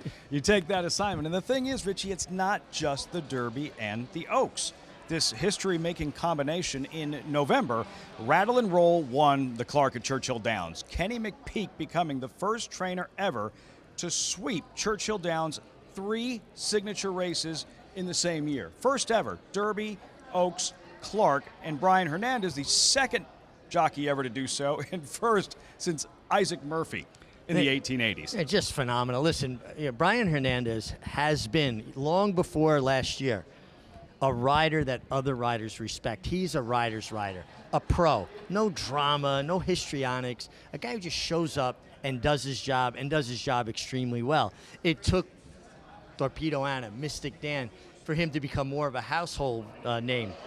But riders across the country, always utmost respect for Brian Hernandez. Had won a Breeders' Cup Classic on his birthday with Fort Larned about 12 years or so ago. But yeah, well, what a run, what a season for Hernandez and McPeak. Speaking of jockey-trainer combinations, we're learning about one here at Oaklawn with Tyler Bacon and Wayne Lucas. Bacon looking to make it 3 straight on the afternoon. We'll see if he's able to do so. But first, for more on Plaza Q, actually, let's go back to Maggie. Lafitte, I know this isn't the horse that Brian Hernandez came in to ride, as you guys were just talking about, but Plaza Q, as she switches from turf to dirt, I think she might like getting to the dirt here. She comes in from Fairgrounds for Kenny McPeak. She's a daughter of Sky Mesa, and on the bottom side, out of the Super Saver mare, there isn't much production, but what they could run on was going long on the dirt. So at least there's a modicum of a pedigree to say that this is the right spot for her. Beautifully put together filly that's just very elegant in her frame. She's made an excellent impression on me. It's strange that the 2 longest shots on the board, honestly, look best out there. We'll see if that has any impact on this race at all. But I do feel as though with these younger, lesser experienced horses, that what you can observe from them physically as compared to those kind of grizzly veterans that they have a lot of starts under their belt. These are the horses that, they tend to run more to their looks sometimes, just because they're a little lesser experienced. As number 5, a first-time starter, is actually, of the 2 Kenny McPeak horses, taking more money. I didn't see what she did, but she actually parted ways briefly with jockey Julien Leparoux, but the pony person held on to Frosted Miracle, so, not too much excitement, and she's been very well behaved since. She comes in here incredibly fit. She looks as though she's run before. And the Dam, she was a multiple graded stakes winner, but on the turf and the synthetic. And there's a lot of actually, there's not a lot. On the half siblings were actually better on the dirt, so that's a good vote of confidence for her. She is a daughter of Frosted, who does hit at about 12% with his first-time starters that are 3 and up. Like I said, she looks fit. Did she wow me, Lafitte? Not necessarily. I'll take the wait-and-see approach with her. See what she does in her debut. Frosted Miracle, the lone first-time starter, as this field of 3-year-old fillies have reached the starting gate. Richie, what are you looking for early on? Well, I think that combination, Tyler Bacon and Wayne Lucas, has a real shot with the price here at 9-1. Princess Alea, her Grand Dam's winning colors, how obviously Wayne won the the Kentucky Derby with, excuse me.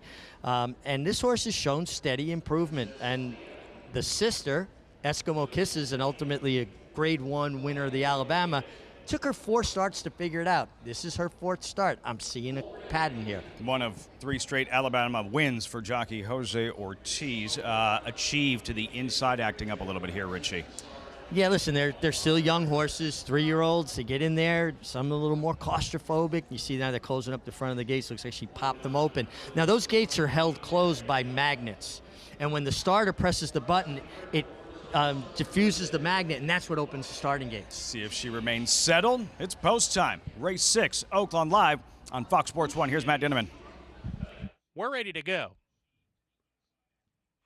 And we're off. Good beginning for all the runners. Frosted Miracle right after the start there. As I say, that takes up and drops to the back of the pack. Princess Alea strides in front in the early stages. Plaza Q right behind her in second. Necessity right behind the leaders in third. Pinned in down on the inside going into the first turn run while on a hold. Bougie Beats on the outside, fourth. Then St. Albans Raid between horses, just 2 lengths off the lead. Achieve is tugging pretty hard right behind the speed. She's with Calamity. Glory IB is second to last. And Frosted Miracle can see them all as they approach the backstretch run. 12 lengths from tip to tail And the pacemaker is Princess Aaliyah. Princess Aaliyah down the barn side here, a length in front of Plaza Q, and a good gallop second under Brian Hernandez Jr. Necessity still racing keenly third with Bougie Beach. Achieve down on the inside on a hold right now as well. Is 4 lengths off the pace with St. Albans Raid. Calamity shaken up a little bit now, approaching the forward turn. She's 3 deep on the outside. Gap of 2.5 to Glory IB.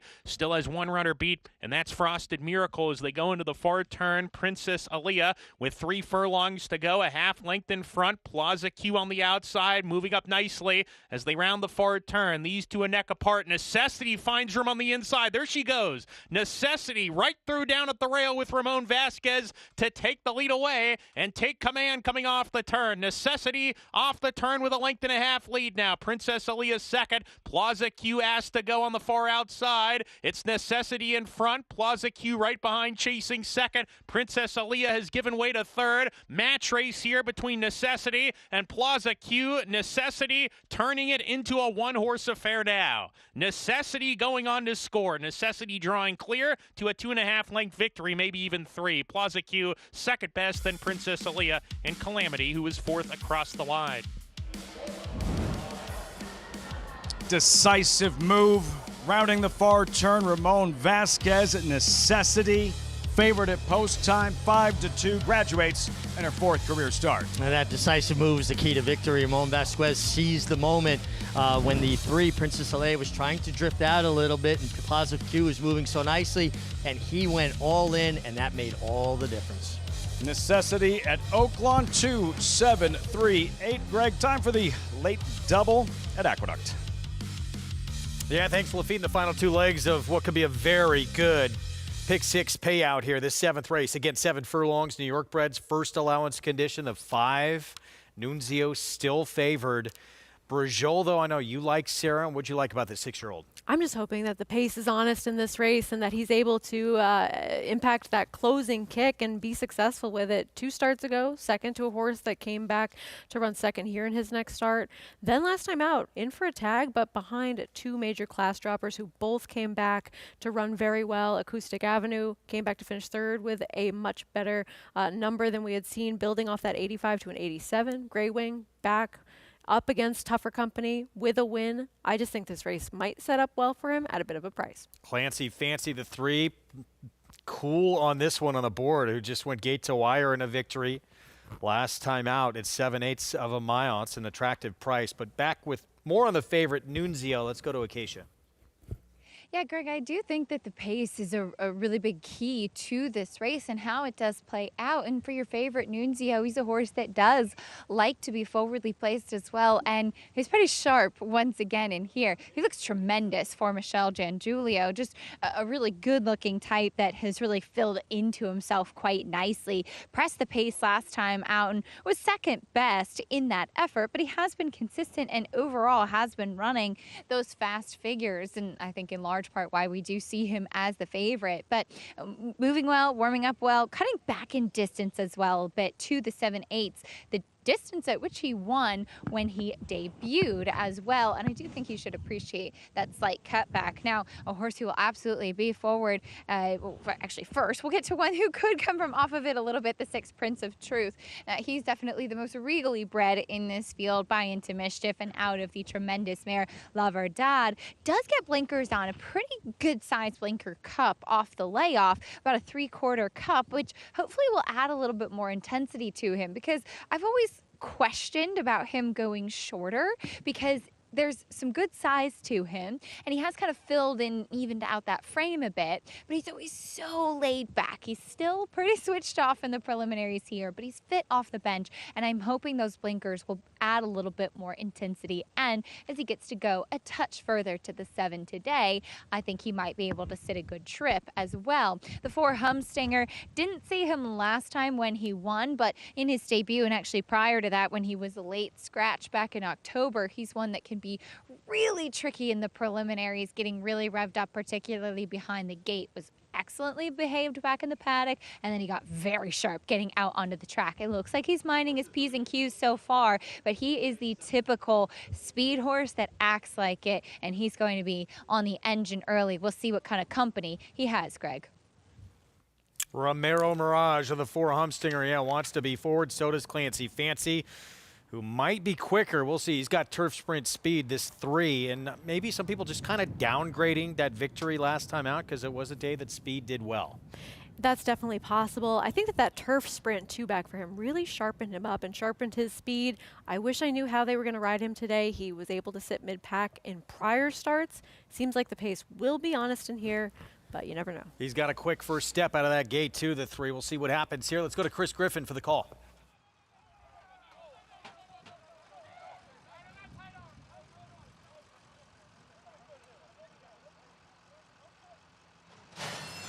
And they're off a step slow, Majestic Tiger. Speed from Clancy Fancy. It's Clancy Fancy and Humstinger. These two hook up early.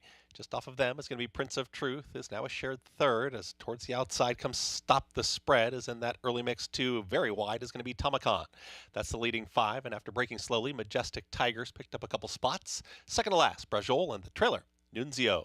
A two-way battle for the front, Clancy Fancy and Humstinger, and these two go at it, 22-4. For the opening quarter mile, Prince of Truth is right in behind them. Jose Lescano just tracking off the pace setters. Under a patient ride here comes Stop the Spread, is right there in 4th. Still wide is going to be Tamacon, no choice, as they move into the far turn. Here's Nunzio with a move, and Nunzio and Kendra Carmouche, that's the gray, is about to split rivals. Is there room there for Nunzio? Is in the 2 path and chasing, is now going to claim the 4th spot as there was room. The leader is Clancy Fancy. Clancy Fancy. Humstinger is all in. Prince of Truth down towards the inside. Nunzio's going to take the outside path. They reach the top of the stretch and they're still chasing Clancy Fancy. Prince of Truth in full pursuit. Nunzio launched that rally into the far turn, is trying to keep the momentum going, and Brajol's got some run from far, far out of it. Clancy Fancy is looking for the line, is approaching the final 16th. It's Clancy Fancy still fending him off. Brajol, the only one with a shot on the grandstand side. Clancy Fancy gets the victory. Clancy Fancy over Brajol, Prince of Truth, and Nunzio in 1 minute 25.44 seconds. Clancy Fancy was quickest. Had to work for that lead early, got it, and then goes gate to wire for the victory. Back-to-back wins now on the front end. And they were aggressive, and they didn't change from what worked last time. If it's not broken, don't fix it. They went right to the front end, and while they did try to adapt the tactics with Nunzio, and he actually ran well trying a different style, now the pace becomes less contentious, and Brajol's still able to rally past him, even though they did try something new to finish second in here. But the one that wasn't trying something new, Greg, just going with what works and going right to the lead for Clancy Fancy. Nunzio bet heavily in here, the 5, so an 8-5 favorite defeated. 7-2, another upset on this pick 6 carryover Sunday. With the final leg coming up, 3-2, 6-5 finish. Eric Cancel aboard for both of these back-to-back victories, leading every step of the way in both, and rolling through these conditions, 3-2, 6-5. Eric's been more aggressive lately, and I think that what really exemplified that was getting Shadow Dragon to the lead a couple of days ago, a horse that was coming, or it's not Shadow Dragon, or it was Shadow Dragon, right? Yeah. So far off the pace, and just really riding very well right now. He had a couple of wins on that card. White Abario, dominant performance in the Pegasus World Cup Invitational. Looks a lot like that horse who won the Whitney and Classic back-to-back in 2023. We'll take a look back next.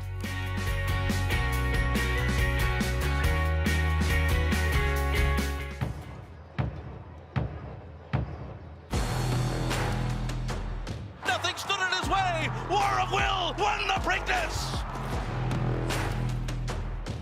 At the line, War of Will. That's a photo for the win. Will then and Vince Chemino take the Jimmy Durante. War of Will, standing at Claiborne Farm. Horse racing? Check. Weekly promotions? Got 'em. Huge payouts? You bet. With Naira Bets. Download the app today and bet on any track, anywhere, anytime with live HD horse races, betting tips and tutorials, expert picks, and more. You bet with Naira Bets. Join now for a new member bonus at NairaBets.com. Introducing Peace and Justice, new to New York in 2025.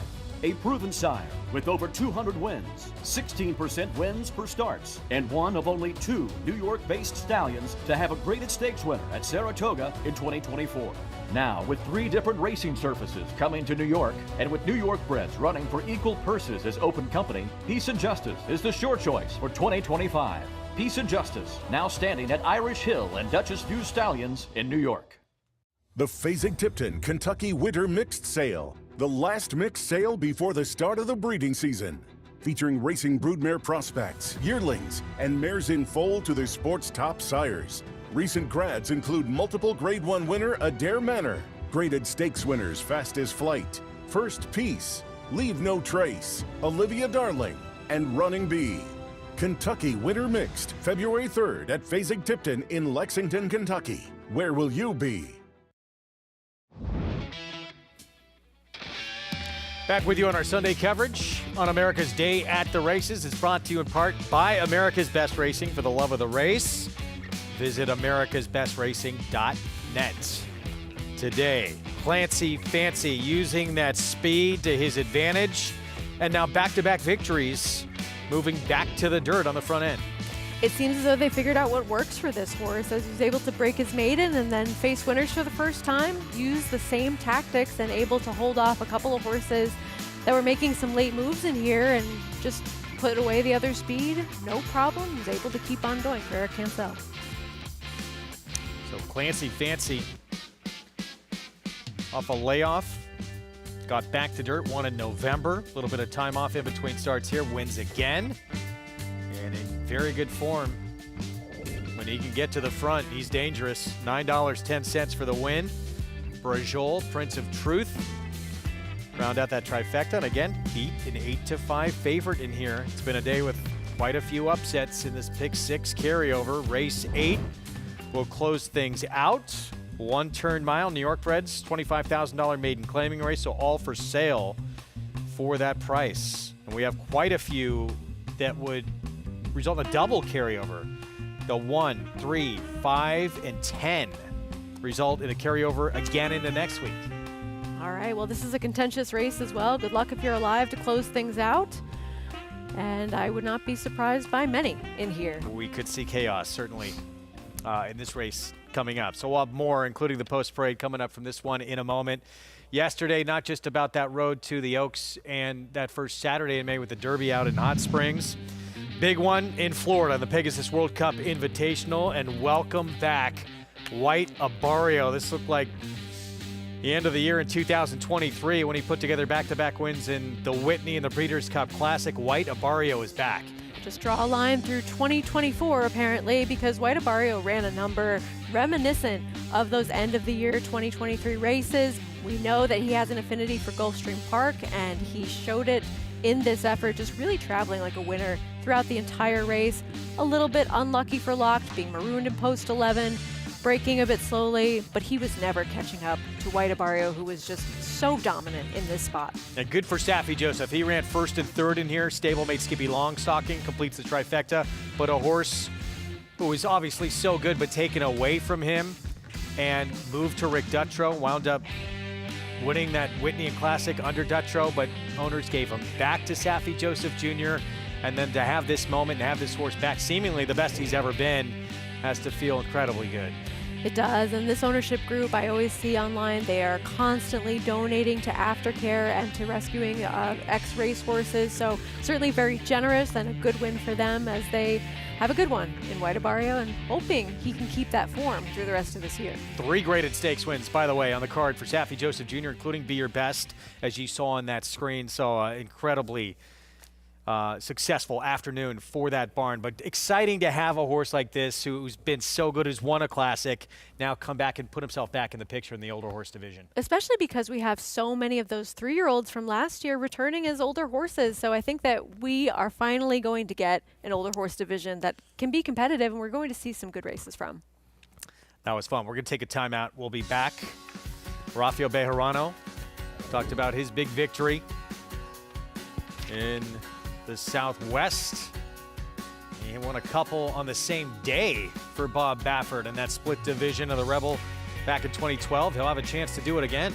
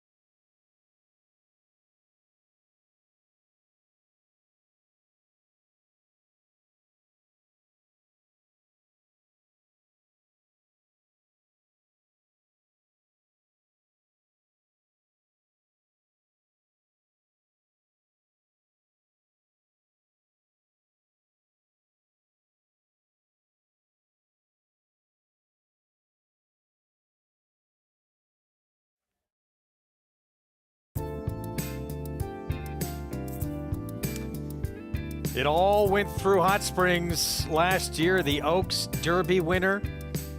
And this being unveiled, Mystic Dan had that coming out party in the Southwest and went on to Derby Glory in that thriller on that first Saturday in May. Identical rides, really saving ground, getting that split towards the inside, and able to get those victories. Didn't run his race yesterday in the Pegasus, but you can never take the Kentucky Derby efforts away from a horse, and it seems like they're going to regroup and try to figure out where to go next. Back to New York here, this finale. A one-turn mile again for New York breds. And the 6, Revivalism, expected to be the one to beat. Top choice on the board right now. He's going to get the easiest level of company he's ever faced. He is, and he's run well when he's dropped in for a tag in the past. He showed really good speed last time, and I think that that's likely to be the plan again in this spot. It doesn't look like there are that many that really are going to apply pressure. In that last race when he was forward, there was a horse that was latched to him early on through most of the race. So could he be by himself today? We'll see. I mean, I'm never necessarily thinking that I'm going to read a pace correctly around here, because when it seems like a lot of pace on paper, someone tries a different tactic. When it seems like there isn't pace, everybody wants to be forward. But I think that he has the fastest early speed if he runs the same race that he did last time. 5-2 right now on Revivalism. Next door, see what we get with Run 'Em More, but anytime a horse drops against, I've been facing better company to face easier, and comes from the Linda Rice barn, horse is a danger, and that's the case with the 7 Run 'Em More.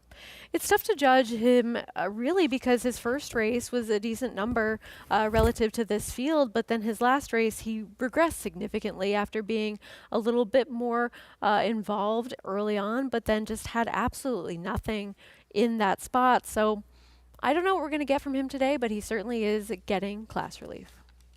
9-2. on the 7. Sun will run happy, and Jose Lescano will ride for the potent Linda Rice Barn. And then you have a couple who faced off against each other last time out. The 2 Daytona Moonshine, the 4 I'm Solo in Love. And for Daytona Moonshine, it was at 20 maiden claiming level. This will be against New York bred, so maybe a little bit easier this afternoon, but had a pretty bad beginning to that start last time out. And overcame that to rally to finish 3rd in there. He was actually favored in that spot. So we'll see. He is changing barns, though. 13 minutes away from this finale. We'll have the post parade in a moment. We're going to send it back to Hot Springs.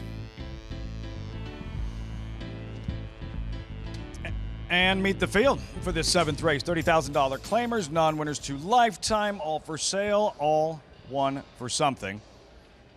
And a 6-furlong sprint. They don't always go in order. We start with Redbird Nation, an outsider 24-1.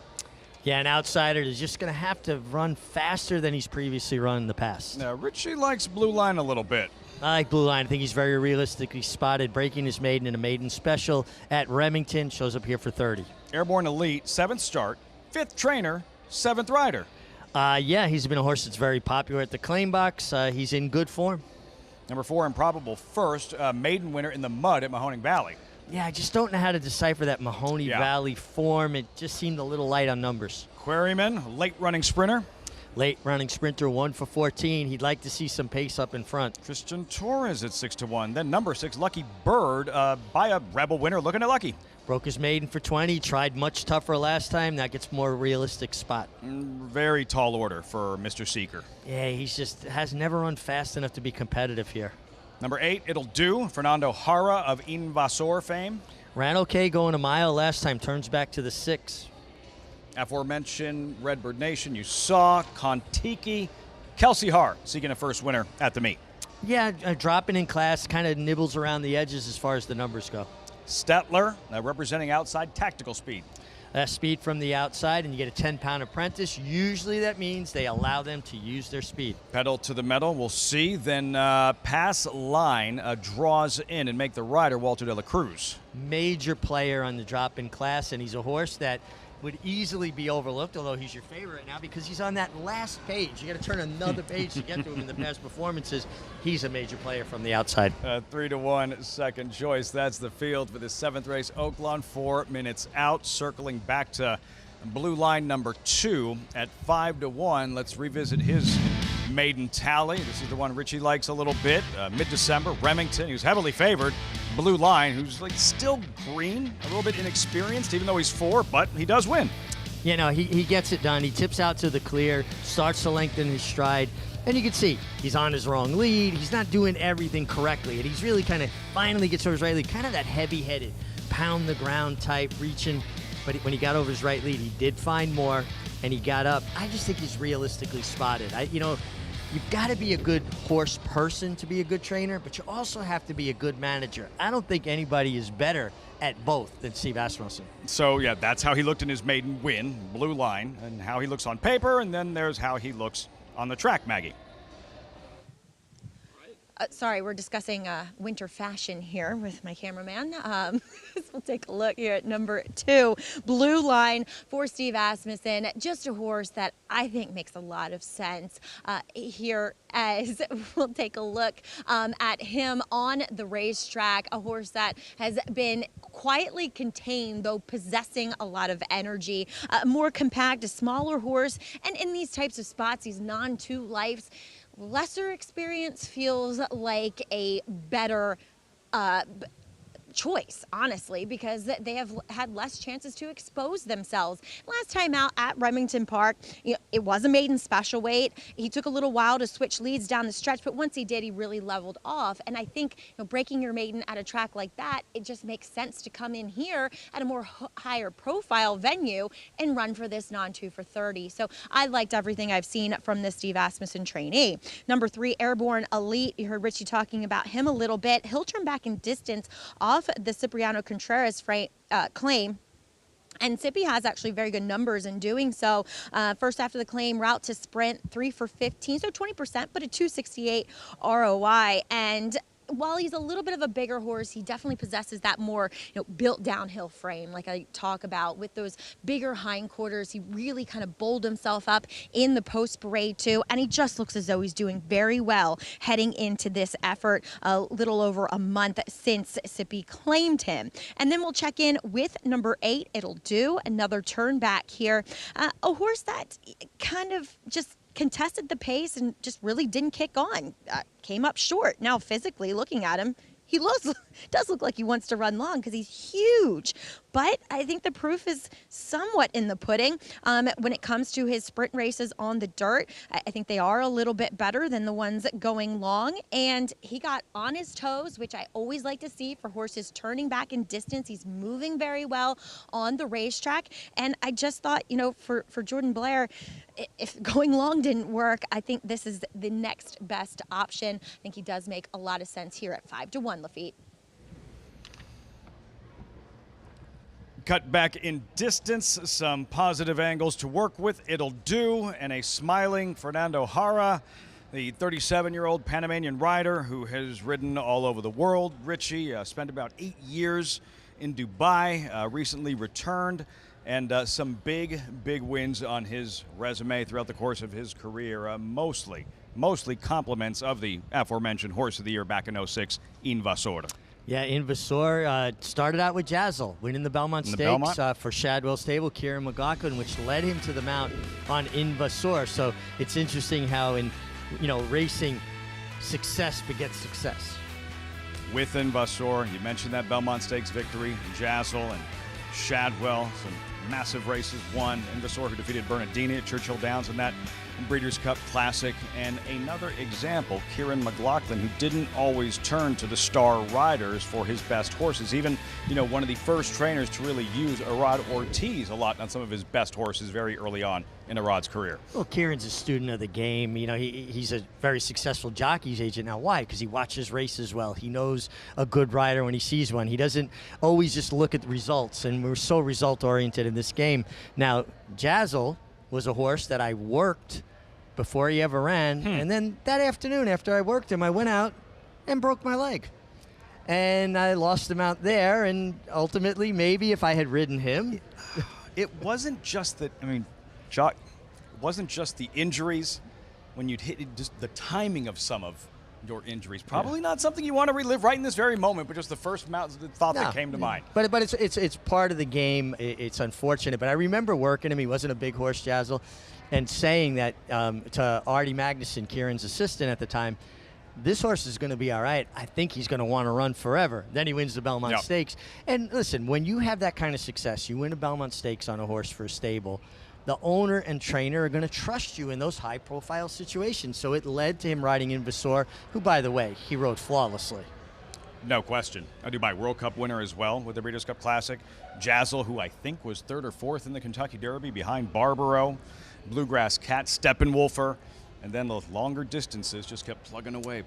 And one of the biggest wins in the career of Fernando Jara. Good to see him back in the States here and riding in a very competitive jockey colony here at Oaklawn Park. Well, I think, doesn't it just underscore the fact that if you put up the kind of purses that Oaklawn Park puts up, you're going to get the horses, you're going to get the horsemen, and you're going to get a good group of riders because everybody wants a piece of this pie.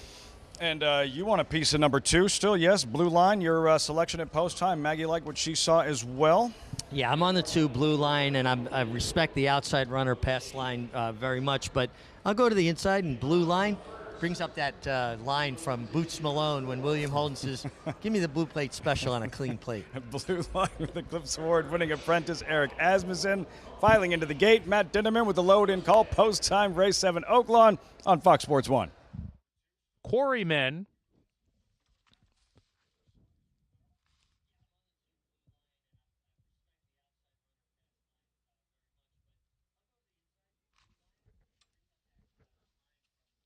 Lucky Bird,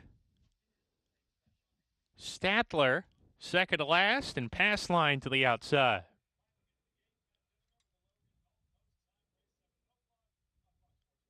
We're waiting on Pass Line.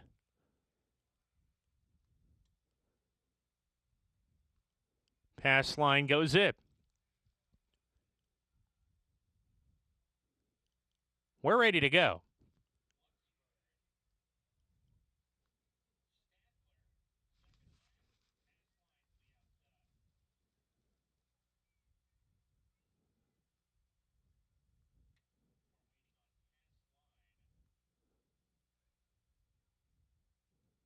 Looks like they backed out. It'll do. Now they reload him.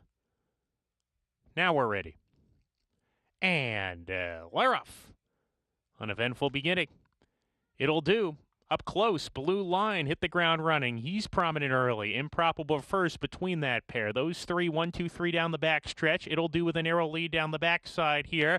Then comes Statler in the red jacket. Pass line far outside, not far off. About 2 lengths off the paces. They are very bunched up here. The gray airborne elite is next. Lucky Bird has to tap on the brakes, went in tight behind the leaders, approaching the far turn run. And a gap of 5 to Quarrymen's at the back, and they go into the far turn run. The pacemaker, it'll do on the inside, kicks onto a 2-length lead. Pass line coming on into the second position. Outside, Kontiki is making a wide rally towards the lead, rounding the far turn, and now 3 runners are across the track at the top of the stretch. It'll do. Bows right away. He's done, and Kontiki and Pass line are kicking on together. Top of the stretch, Kontiki and Pass line down the lane 1-2. Pass line neck in front. Kontiki still right there, and then blue line on the outside, shifting ground to the grandstand side, but as 4 lengths to gain, needs to quicken. Pass line clear. Pass line going to the lead. Coming late here is Airborne Elite from well out of it, but Pass line's going to find the wire in time. Pass line rolled the dice and got it done. Airborne Elite was second, Kontiki third, blue line fourth. Live pickup mount for Walter de la Cruz. Pass line draws in and strikes 2-1. The post-time favorite in the 7th at Oaklawn. Yeah, made that kind of nice sweep from the outside, was always poised.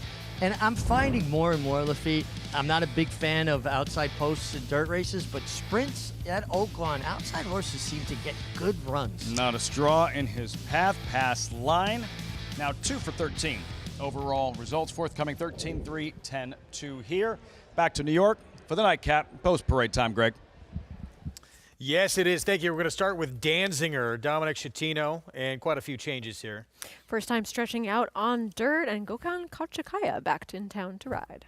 Daytona Moonshine. This is the one who had that trouble out of the gate last start, dropped back to last. Broke slowly, made up good ground to finish third, off the claim from Jamie Ness. Monomoy's partner, Amira Shishakli. Really hasn't done much running in both starts as of yet. I'm Solo in Love was about a length and a quarter behind Daytona Moonshine when they met January 10th. Also had a slow start, but did not overcome it to the same degree as his rival towards the inside. Lowest level of the 5 we'll have run at yet, start number 3. Maiden Special Weight 2 maiden claiming, wet track first out in a tough spot as well. Solid favoritism as expected to the 6 Revivalism. Horse to beat, and I think the one to catch based on his last race. Linda Rice, the class dropper with Runamore the 7. Kind of a no-show last time out, but if he gets close to anything like his first race, he will be a major player in here and does drop in for a tag.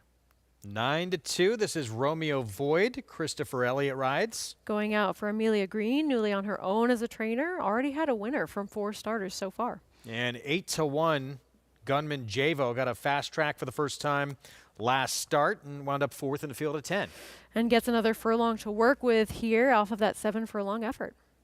So it's Revivalism, who we expect to be in front and who is the one to beat as we go to Acacia. He is the one to beat, Greg. Taking a little bit more of a drop in class in here as well for George Weaver, down to the $25,000 level.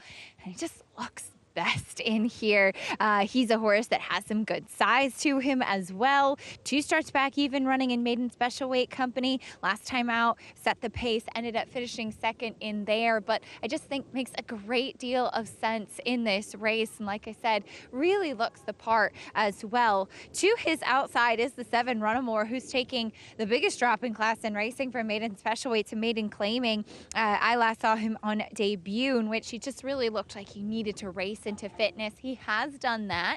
He was a horse that I had noted down of being just very laid back and switched off. More tuned in certainly today, and in some ways not necessarily the most positive, really kind of freezing and obstinate as he was leaving the paddock, but looking like maybe he's going to be able to keep moving forward out on the track. Now, the number 9, Romeo Void, quickly stretching out. I think he should appreciate that. Very tough to get the tack on, so hats off to Patrick Davis, paddock judge stepping in, and all of the valets making sure to get the saddle on him, see if he can be professional out on the track, Greg. Acacia, thank you. Can Sahin Savachi on the 6, Revivalism, get this lead all to himself? He had pressure last time, wound up wilting and backing up to second late. The big favorite here at 6-5 in this finale on our card from New York. Let's go to Chris Griffin to bring him home.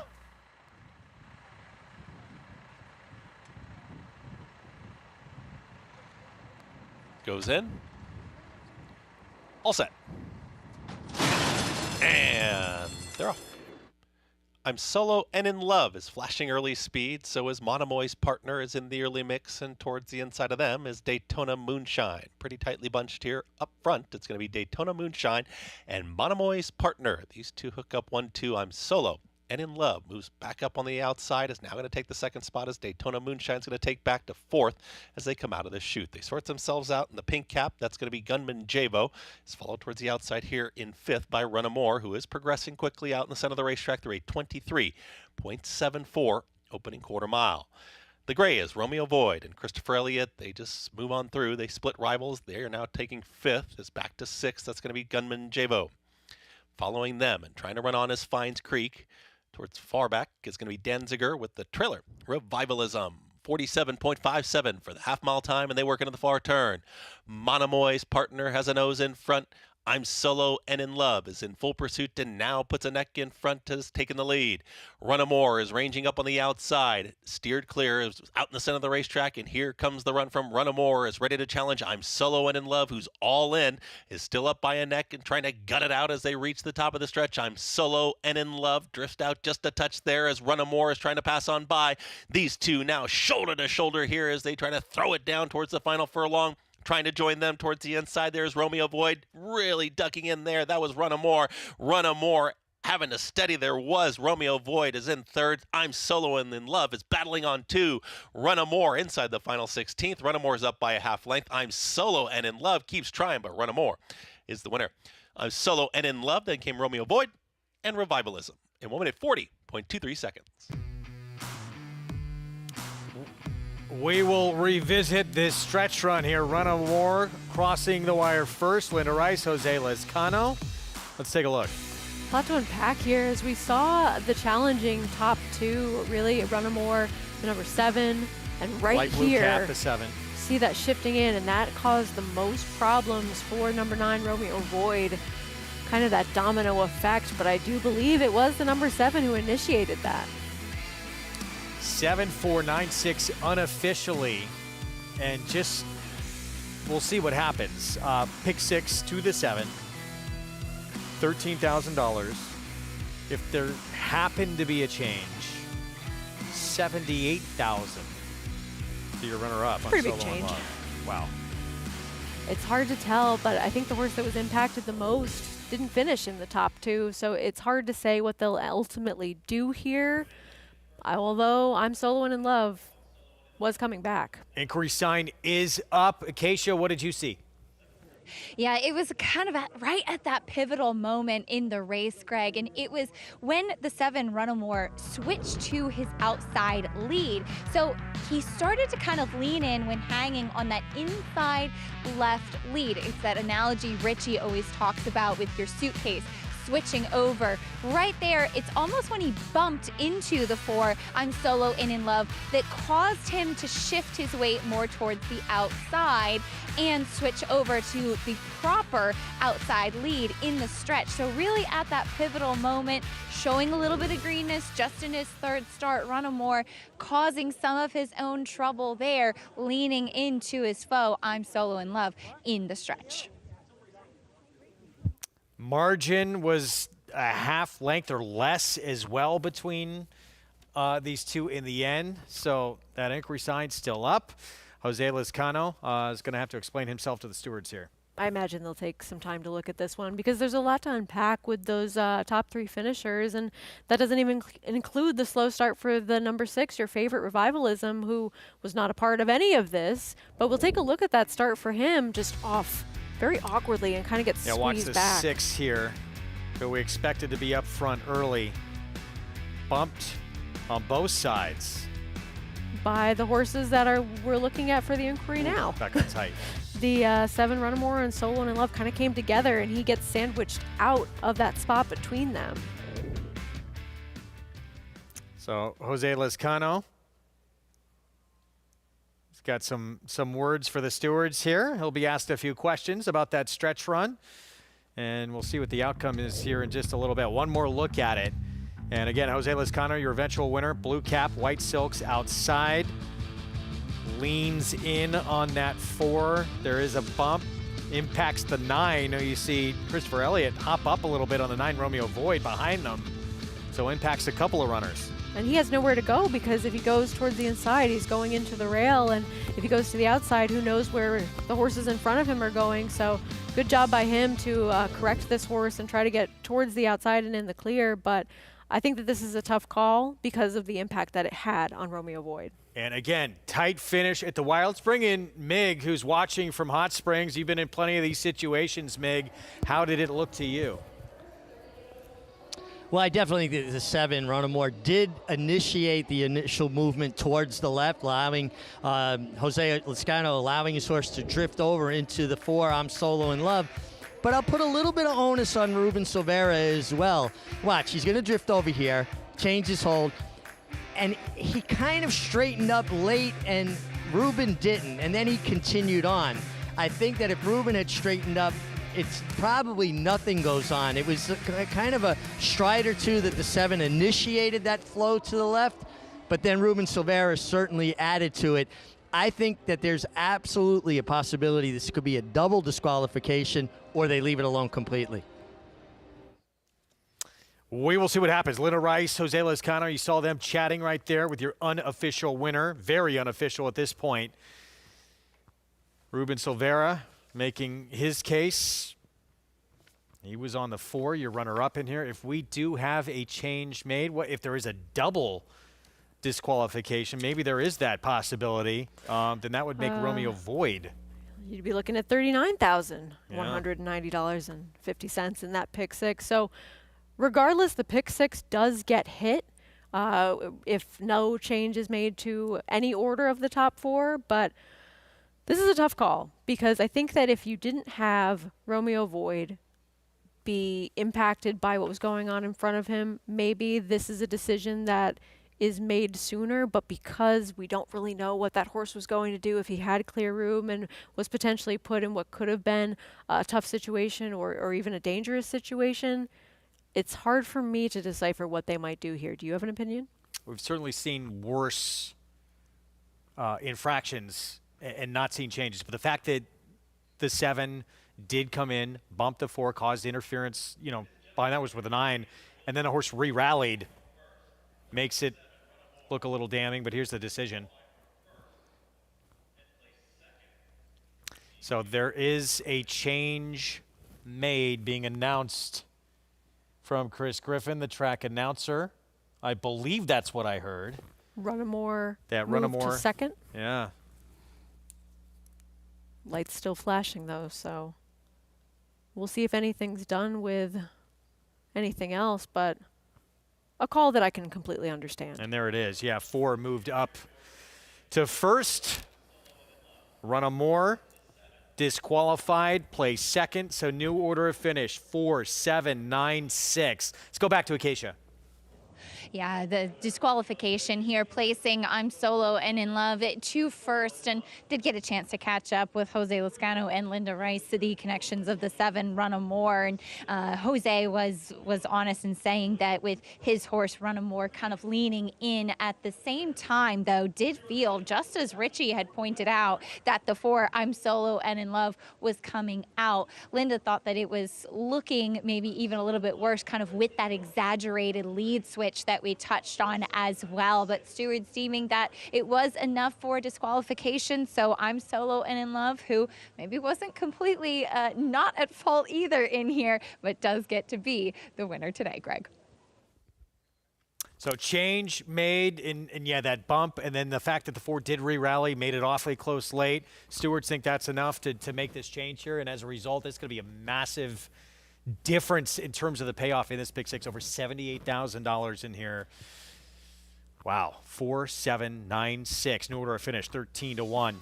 I'm Solo In Love. Ruben Silvera on board for that victory right there. Elevated to first for the Barna Rudy Rodriguez. Drama in this finale on this Sunday card on a pick six carryover Sunday afternoon. We'll be back with prices next.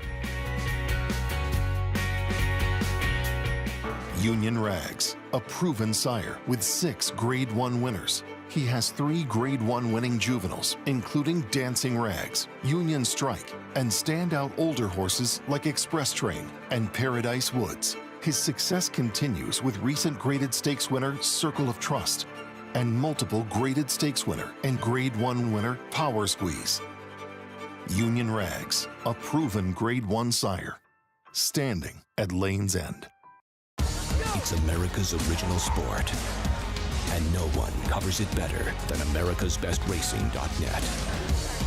From the sport to the lifestyle, the best races, horses, and destination venues, cocktails, gambling, fashion, and more. americasbestracing.net is a sport for you.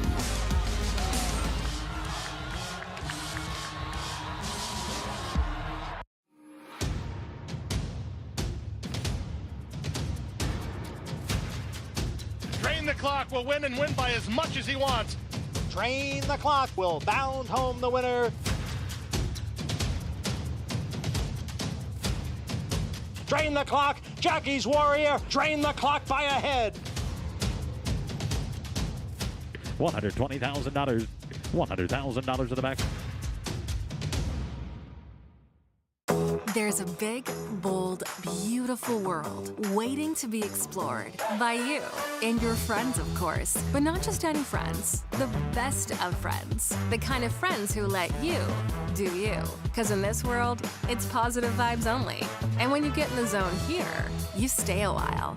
These aren't just good times, they're the best of times. And your time is now. So come explore. Resorts World.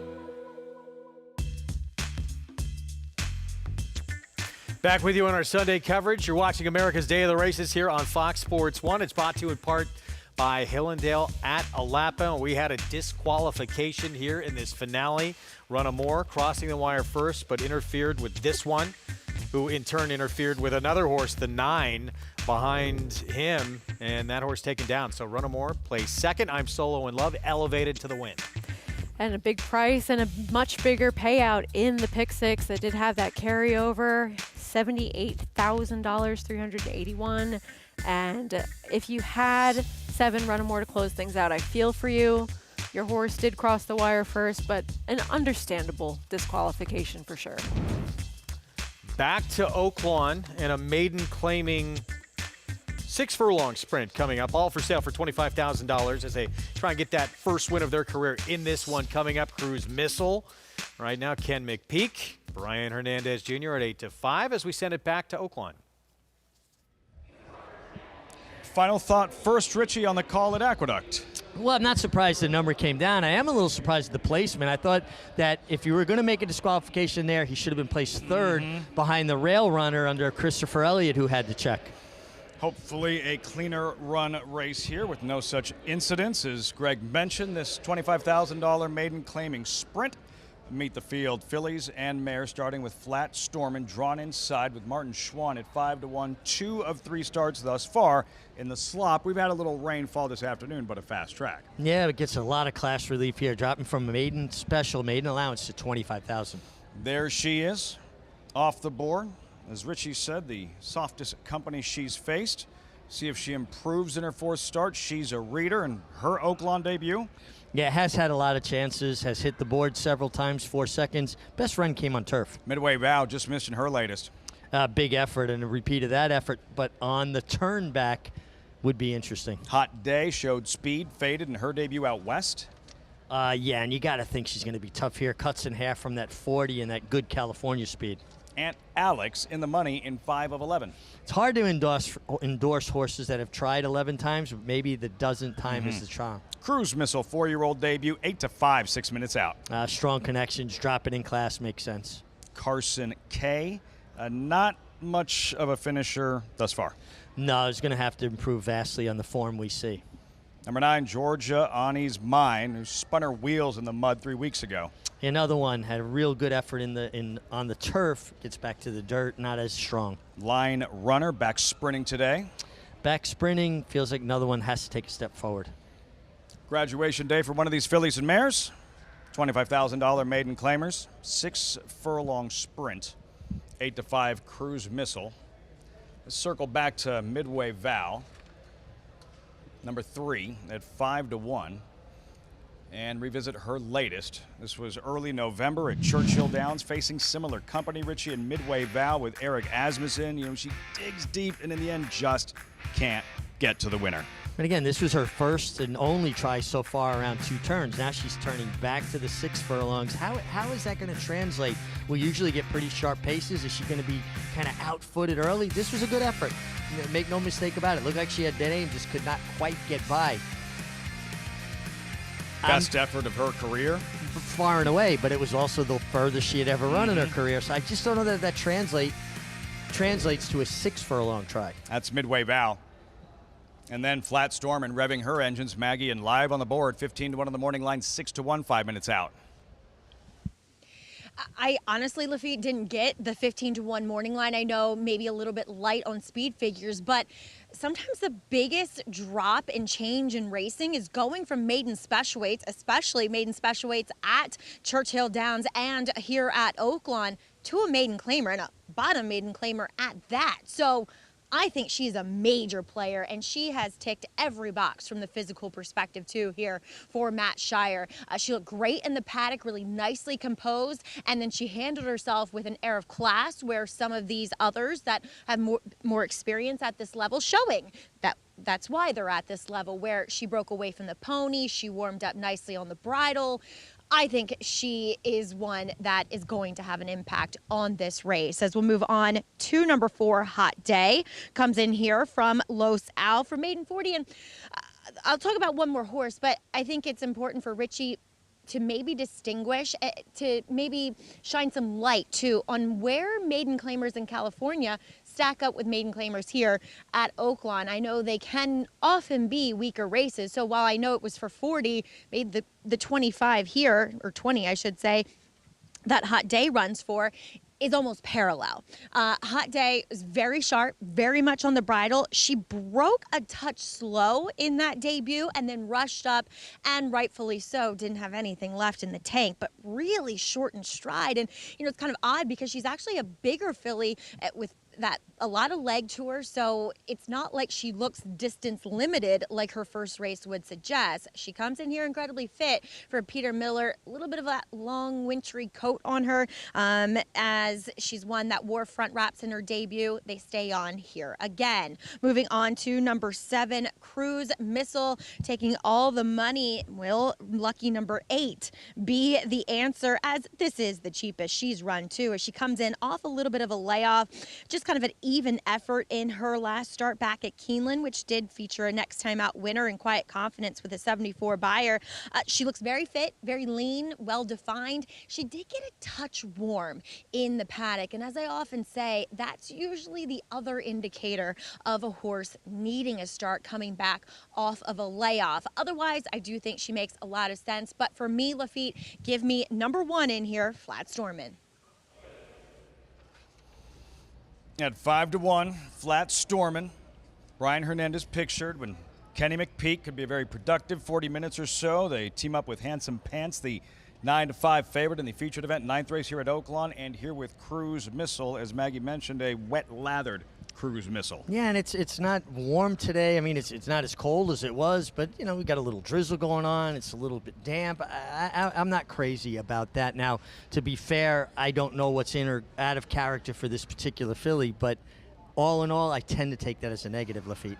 9-5 at the time. The wagering public not concerned. Circling back to Hot Day, number 4. And yeah, assuming that a claiming race is a claiming race is a claiming race, that the different jurisdictions and different venues are all the same just because it's the same value of that particular claiming event can lead handicappers astray. Well, one thing that has been my experience, and even riding out in California, the bottom level for claimers is maiden 25. So she ran for maiden 40. And the maiden 25s out in California are just not good. I've seen for years they'll ship east, they'll go to parks, they'll take a lot of money off of decent races for 25, and people see, you know, Santa Anita or Del Mar in their form, and they're just not good. But the maiden 40 is a little bit better, just at the bottom level. So I think she's just in a very realistic spot running for the 20 here after a good effort showing good speed for the 40. Several angles to work with. The speed in fade. We see that often with first-time starters, and then projected improvement in their second career start. Not to mention the fact she was bet 2-1 in that debut. Well, that's it, and that tells you that she had, you know, impressed in her morning workouts, right? When we talk about it, it'd be like watching a kid taking batting practice, and you go, oh, man, he's got a great turn on his swing, he really great connect, you know, with the contact with the ball. It's the same with horses. You watch them train in the morning, you go, oh, man, I can't wait till this one runs. You just see something. So the fact that she took money meant she was pretty good in the batting cage. Hot Day. For that debut, she was bet. See how she improves in her second career start. Nick Juarez in the hot pink colors of Gary Barber for Peter Miller. Maggie wound up going with Flat Stormin. What about the inside draw? What should Martin Schwann try and do and establish position early on? Well, I love the way this horse looked warming up, and I'm sure that's what kind of caught Maggie's attention as well. Just really nice, aggressive warm-up under Martin Schwann. And, you know, I think when the inside, a horse dropping from the maiden allowance with that kind of warm-up, look for her to be forward. You know, the key is, right, to come out running enough. You don't want to get in an all-out speed duel. If the 4 Hot Day wants it, make her really want it. And that creates separation. Then you get to tip out and you get that nice stalking trip. The track today and how races have been unfolding, it's felt like a fair track throughout. Horses on the lead, stalkers and closers as well. There hasn't been an advantage one way or the other in terms of a particular style being more effective than another. No, it seems like the track is playing very fairly. That being said, I'm always going to favor horses that are going to be forward. They're just going to create better trips for themselves. And listen, the track superintendent and his crew have done a great job because you get weather here at Oaklawn. It's very cold. They can't add salt and chemicals to the track like other jurisdictions can. So it handcuffs them a little bit. So they've done a great job because this track is in fantastic shape. Good shape, fast track. And we'll see what Cruise Missile, Brian Hernandez, Kenny McPeak here. And yeah, 8-5. He's been hit hard throughout the wagering. Yeah, but again, I don't really like that kind of lathered up look. It just makes you feel like a horse is worried about what they're about to do instead of being really embracing it. Full disclosure, again, I don't know if this is in character or out of character for this particular horse. Her 4-year-old debut, unraced since October. Cruise Missile steps forward 8-5. The post-time favorite, Matt Dinnerman, with the load and call. Post-time race 8 live from Oaklawn Park. Sitting K.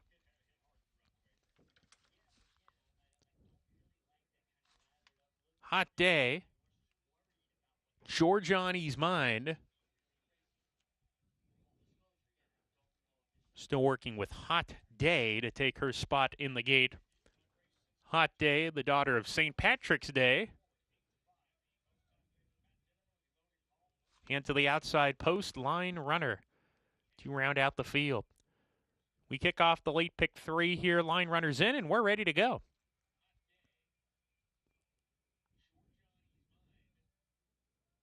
And we're off. Carson K away alertly. Hot Day is prominent. She's a reader down on the inside. It's Hot Day with a neck in front of She's a Reader. Right there, right behind on a hold. Hot Day near a lead. She's a Reader. Cruise Missile taking the second spot and quickens the pace. Joins Hot Day on the front end. She's a Reader now between horses. Flat Storming inside. Carson K is 3 deep. A length and a half to midway vow. Giorgiani's Mind alongside of her. Line Runner is second to last. And Aunt Alex is the trailer. 8 or 9 lengths behind the front runner. Hot Day went off at 10-1 and leads the way by 3/4 of a length. Cruise Missile second, right behind in chase mode now, but within range. Gap of 2 to Flat. Stormin in third, sent along on the rail. She's a reader outside of her in fourth, and then comes Carson K in an all-out drive. Line Runner being asked to produce a bid is going to be caught wide, turning for home. Hot Day off the turn, still in front. The margin's 2 now. Cruise Missile right behind, continuing to run. Flat Stormin grandstand side, putting in a bid, but it's Hot Day with a furlong to go. She has gone 3 lengths ahead now. Cruise Missile second, Flat Stormin third. Up the rail, Midway Vow is fourth. Coming to the finish, Hot Day asked to produce a good finish by Nick Juarez, and it's good enough to score. Hot Day, the winner, a length and a half over Cruise Missile, then Flat Stormin in Midway Vow. Bet in her debut, flashed that same speed. Tired in her debut. Not the case on this afternoon. Hot Day finishes, graduates in her second career start with Nick Juarez aboard, closing it. Wow, 10-1. They're really surprised. This filly kind of blew out late. She was 5-1 through most of the betting, and then late just blew out to 10-1. Broke sharp, looked to win her every step. Nice, strong, hustling ride by Nick Juarez. Your favorite, Cruise Missile, was in a hard chase throughout, and the one, Flat Stormin, broke a touch slow, rallied up into contention, and flattened out. But no doubt about the winner. Hot Day, just good speed. Results coming up. Gary Barber, Hot Day. Gary Barber, winning owner. The St. Patrick's Day filly breaks through for trainer Peter Miller. Won the first stakes race of the meet, the Advent, back on opening day. Takes down this 8th race at Oaklawn Park. Nick Juarez aboard. Hot Day. 4, 7, 1, 3 results. When we come back, you're watching America's Day at the Races from Oaklawn on Fox Sports 1.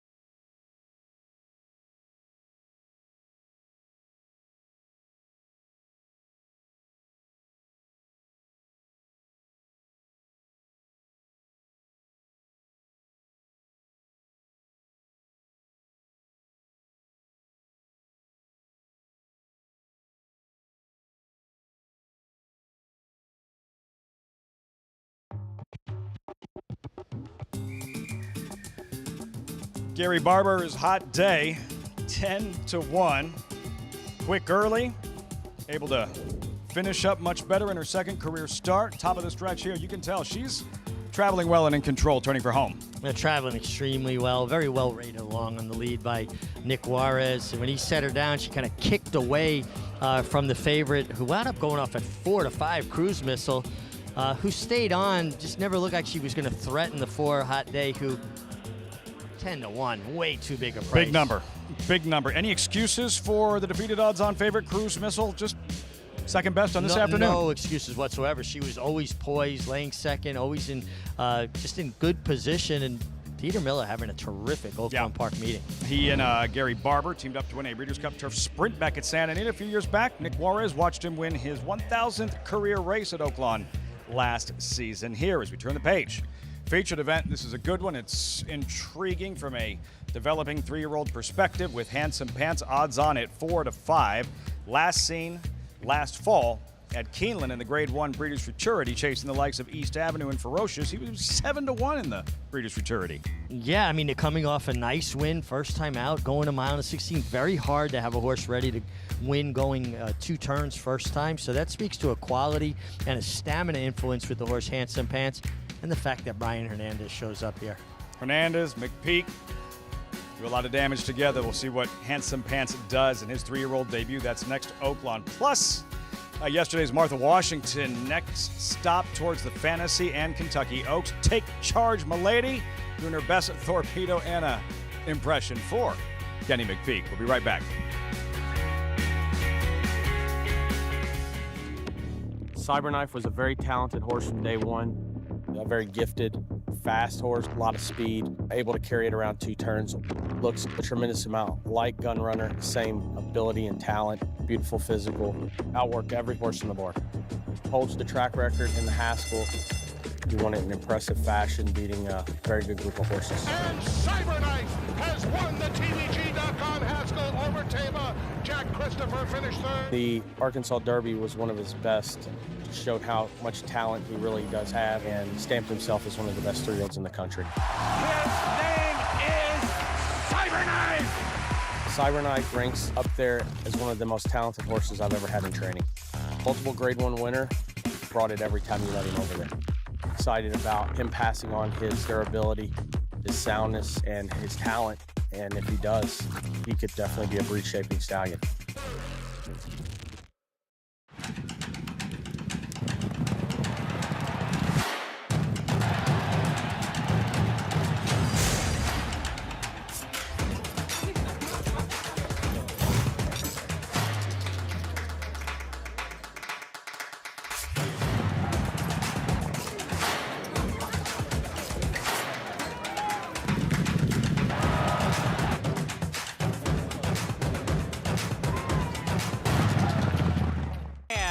They're off in the Naira Benz Haskell. In the Belmont Stakes at Saratoga. Dornock setting up moderate pace, 3/4 of a length ahead. As the field turns for home. They're at it again. The 2 Belmont first and second place finishers. Mind Frame on the outside. It's coming after Dornock. Dornock wins the Haskell. It will be Dornock to win the Belmont Stake.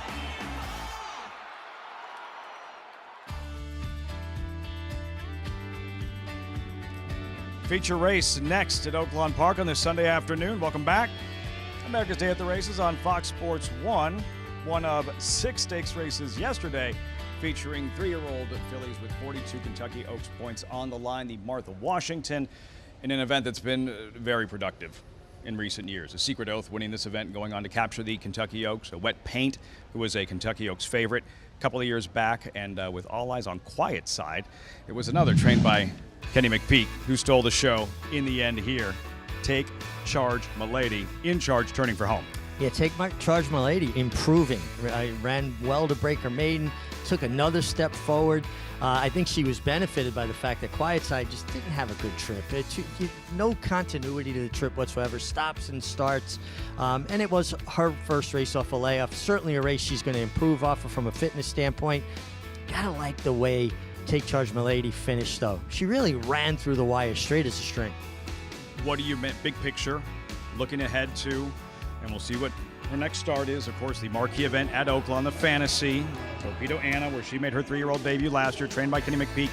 long-term Kentucky Oaks in terms of some of the best 3-year-old fillies in North America. What kind of upside and potential do you think Take Charge My Lady has moving forward? Well, I think she put herself squarely in the picture, right? With Immersive being sidelined till the summertime with bone bruising, your 2-year-old filly champion, undefeated 2-year-old filly champion. And this filly has the look of a horse that's going to go on. You know, I know we make a lot of it. You know, this was a mile and a 16th. She's going to run a mile and an 1/8 in the Oaks. Ultimately, that's the goal. There's a dividing line. And there's a lot to be said between that 8.5 furlongs to that 9 furlongs. And like for the boys, that 9 furlongs to that 10th furlong. But looking at her physically, I think she'll stay. Take Charge My Lady. Yesterday, with those 20 Kentucky Oaks points, Maggie, what was your biggest takeaway? Olivia, she is one that keeps progressing, right? With every subsequent start, she takes a step forward. If you look at the Beyer Speed Scale, she earned a 84 career best thus far for this Kenny McPeek trainee. Now, I admit, I didn't like her in the paddock because she finally broke through, breaking her maiden when she got to run on Lasix. And given her appearance, and even her owner, James Bell, citing that she's one that they were concerned taking her off Lasix. So she just had that dull kind of appearance. But then when I watched her out on the racetrack, boy, does she have a stride. When Julien Leperoux took her away from the pony, she really just extended herself, and hinting at what Richie's talking about, that the longer she gets to go, presumably the better she'll become, because obviously she'll have more time to unravel that stride, which we saw on full display yesterday in taking down this Martha Washington. So exciting proposition, and it looks like, I don't think she's a torpedo, Anna, but it looks like Kenny McPeek, for yet another year in a row, having a legitimate contender on the road to the Kentucky Oaks. Very, very few are, Richie, but for this filly, Take Charge My Lady, that road towards the fantasy and eventually the Kentucky Oaks, such an important point Maggie brings up, that she's able to thrive and bring her A game without Lasix. Well, it's something that you have to really concentrate on. You have to look at it. You know, horses do not compete in stakes races, graded stakes races in North America, on Lasix anymore. 2-year-olds cannot compete on Lasix. So it's interesting to see the turnaround in form when they get it, or horses that regress without it. And there are a lot of functions for Lasix. You know, we talk about how it helps a horse that might have a bleeding problem, right? Where they have that internal hemorrhaging from digging in, trying so hard. But also, it does take the edge off of some horses, and that can be helpful. You know, you think you want every horse revved up. Some of them go over that boiling point, and they don't run their A race, and Lasix kind of keeps them a little bit more grounded. March towards the Kentucky Oaks continues. Next stop here will be the Honeybee, the same afternoon as the Rebel Stakes. Speaking of 3-year-olds in the paddock for the Sunday feature at Oaklawn Park. Riders up, post-parade, and we'll see what Handsome Pants does in his 3-year-old debut for Team Mystic Dan next at Oaklawn.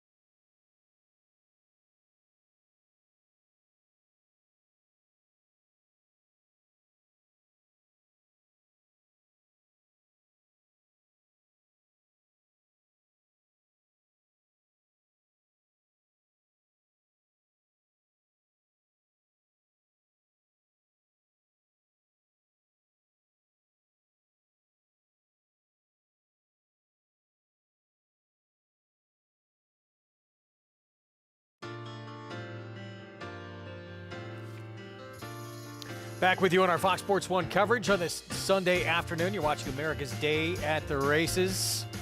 Feature race to come out in Hot Springs. Of course, they had not just those big races on the road to the Oaks and Derby, a lot of other stakes as well, including the Wine Steward, New York bred, who was last seen in the Belmont Stakes. Disappointing day that day, but prior to that, Peter Pan just missed in that Grade 3. Not easy to have this kind of performance off as long away as he had been on the shelf.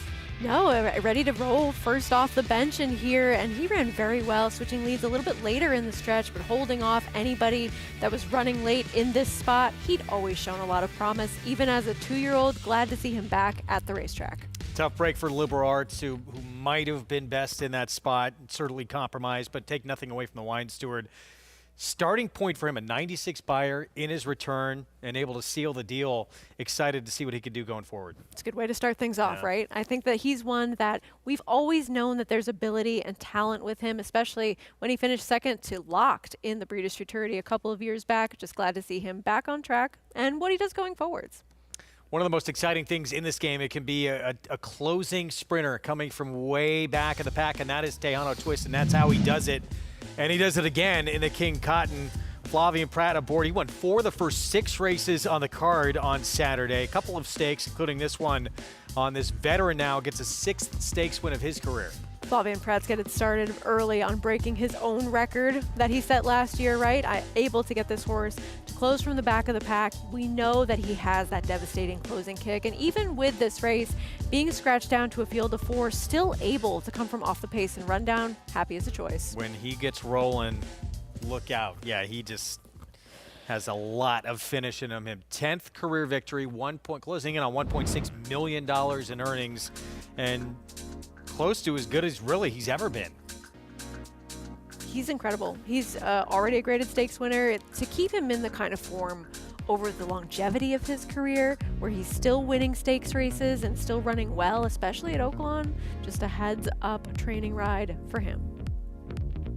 All your stakes winners from that Saturday card. It was a really fun day of action, including those victories on the road to the Oaks and Derby with Take Charge Milady and Speed King.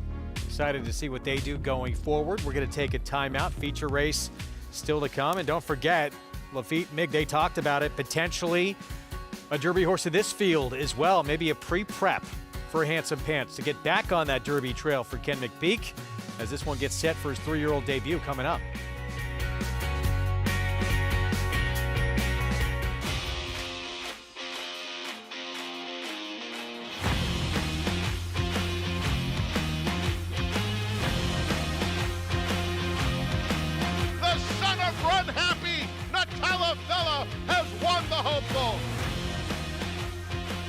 Rodney is widening the margin now. It's going to be Rodney to win the Affirmed Success.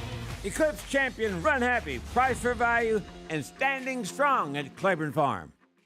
Enhance your handicapping with AI Fast Facts, exclusively on Naira Bets. Open your Naira Bets app, click View Runner Details, and a stat-driven fact will appear for all U.S. thoroughbred racehorses. Download the Naira Bets app to start using Fast Facts today. RaceLens is the most in-depth product in horse racing with unique features found nowhere else. True odds, predictive analysis, and pace projection. RaceLens. It will change the way you follow horse racing and take your game to the next level. These New York bred foals represent many sires. War Dancer, Salamini, Honest Mischief, Central Banker. But they all have one thing in common. Starting in 2026, they'll be running for the same purse money as Open Company 2-year-olds at Naira Tracks. That's nearly 20% more than they run for now. Learn more about it at nybreds.com. Racetrack Television Network brings you every race, from every track, on every screen, every day. With monthly packages starting as low as $5, RTN gives you great value and access to more live HD streaming and race replays than anyone. Visit RTN.tv today to sign up and watch on almost any device, including Roku and Amazon Fire. RTN has packages that start at $5 per month.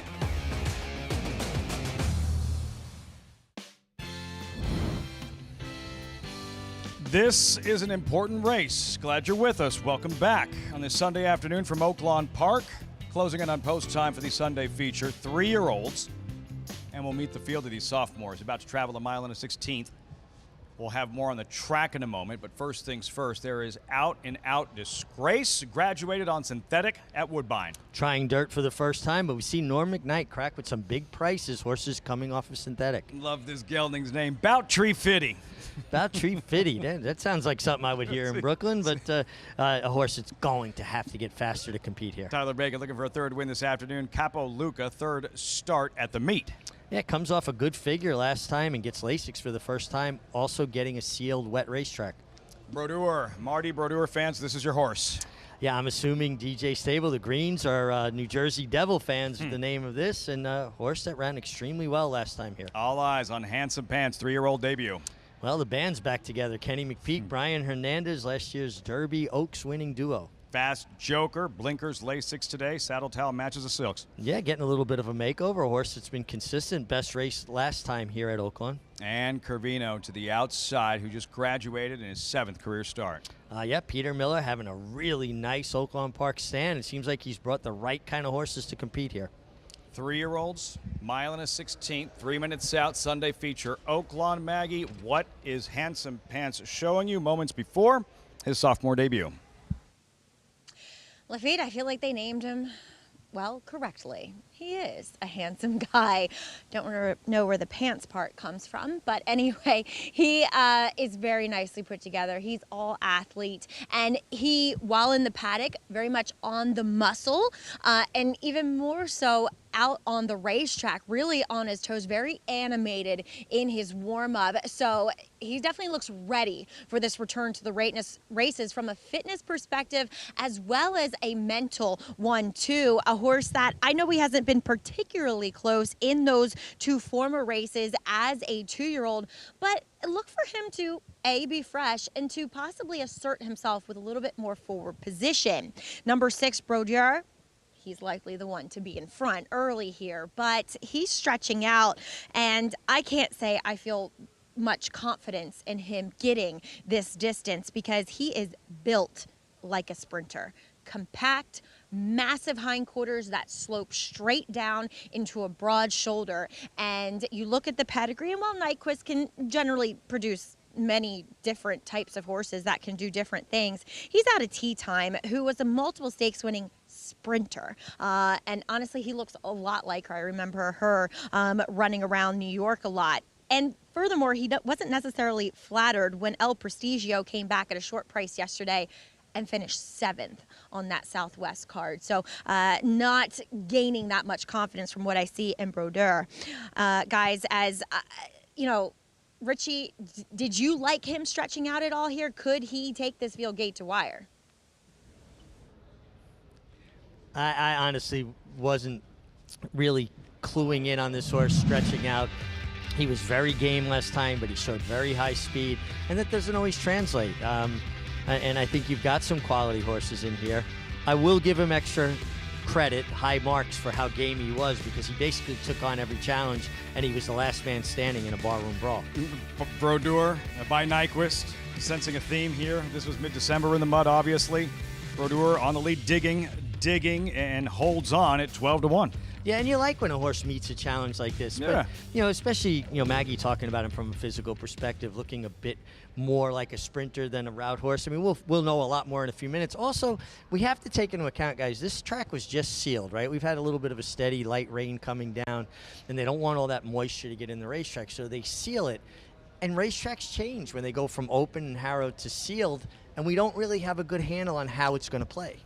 Needs to break better than stablemate Sandman did yesterday in the Southwest Stakes. Brodeur, DJ Stable, Mark Casse, and then Fast Joker pictured, and the favorite, Handsome Pants, number 7.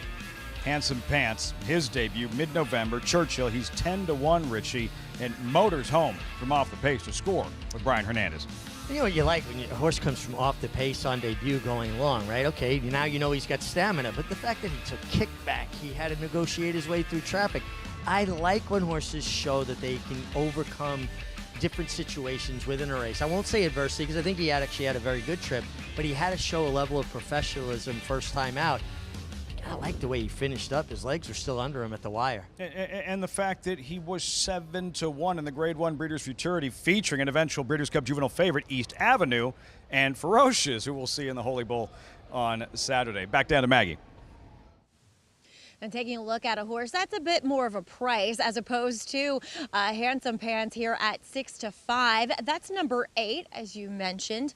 Very well coordinated with his 8 Saddle Tail and his silks for Greg Compton here. Fast Joker, the son of Practical Joke. Now, you often don't see these Practical Jokes being able to go too far beyond 7 furlongs, though he did break his maiden, albeit in a very slow fashion, at Remington Park 2 back, going that 2-turn mile. He'll try the furthest distance of his career so far. He has gotten out the gate very slowly in all of his career starts. So they're putting a pair of blinkers on him today, a pair of significant cheater cut blinkers, also first time with Lasix.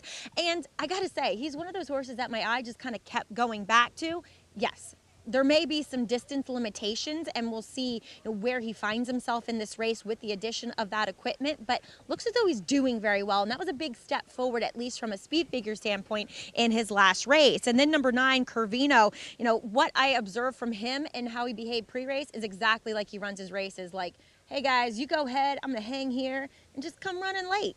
He's so laid back. He's a big horse, so definitely one that wants this mile in the 16th. Lafitte?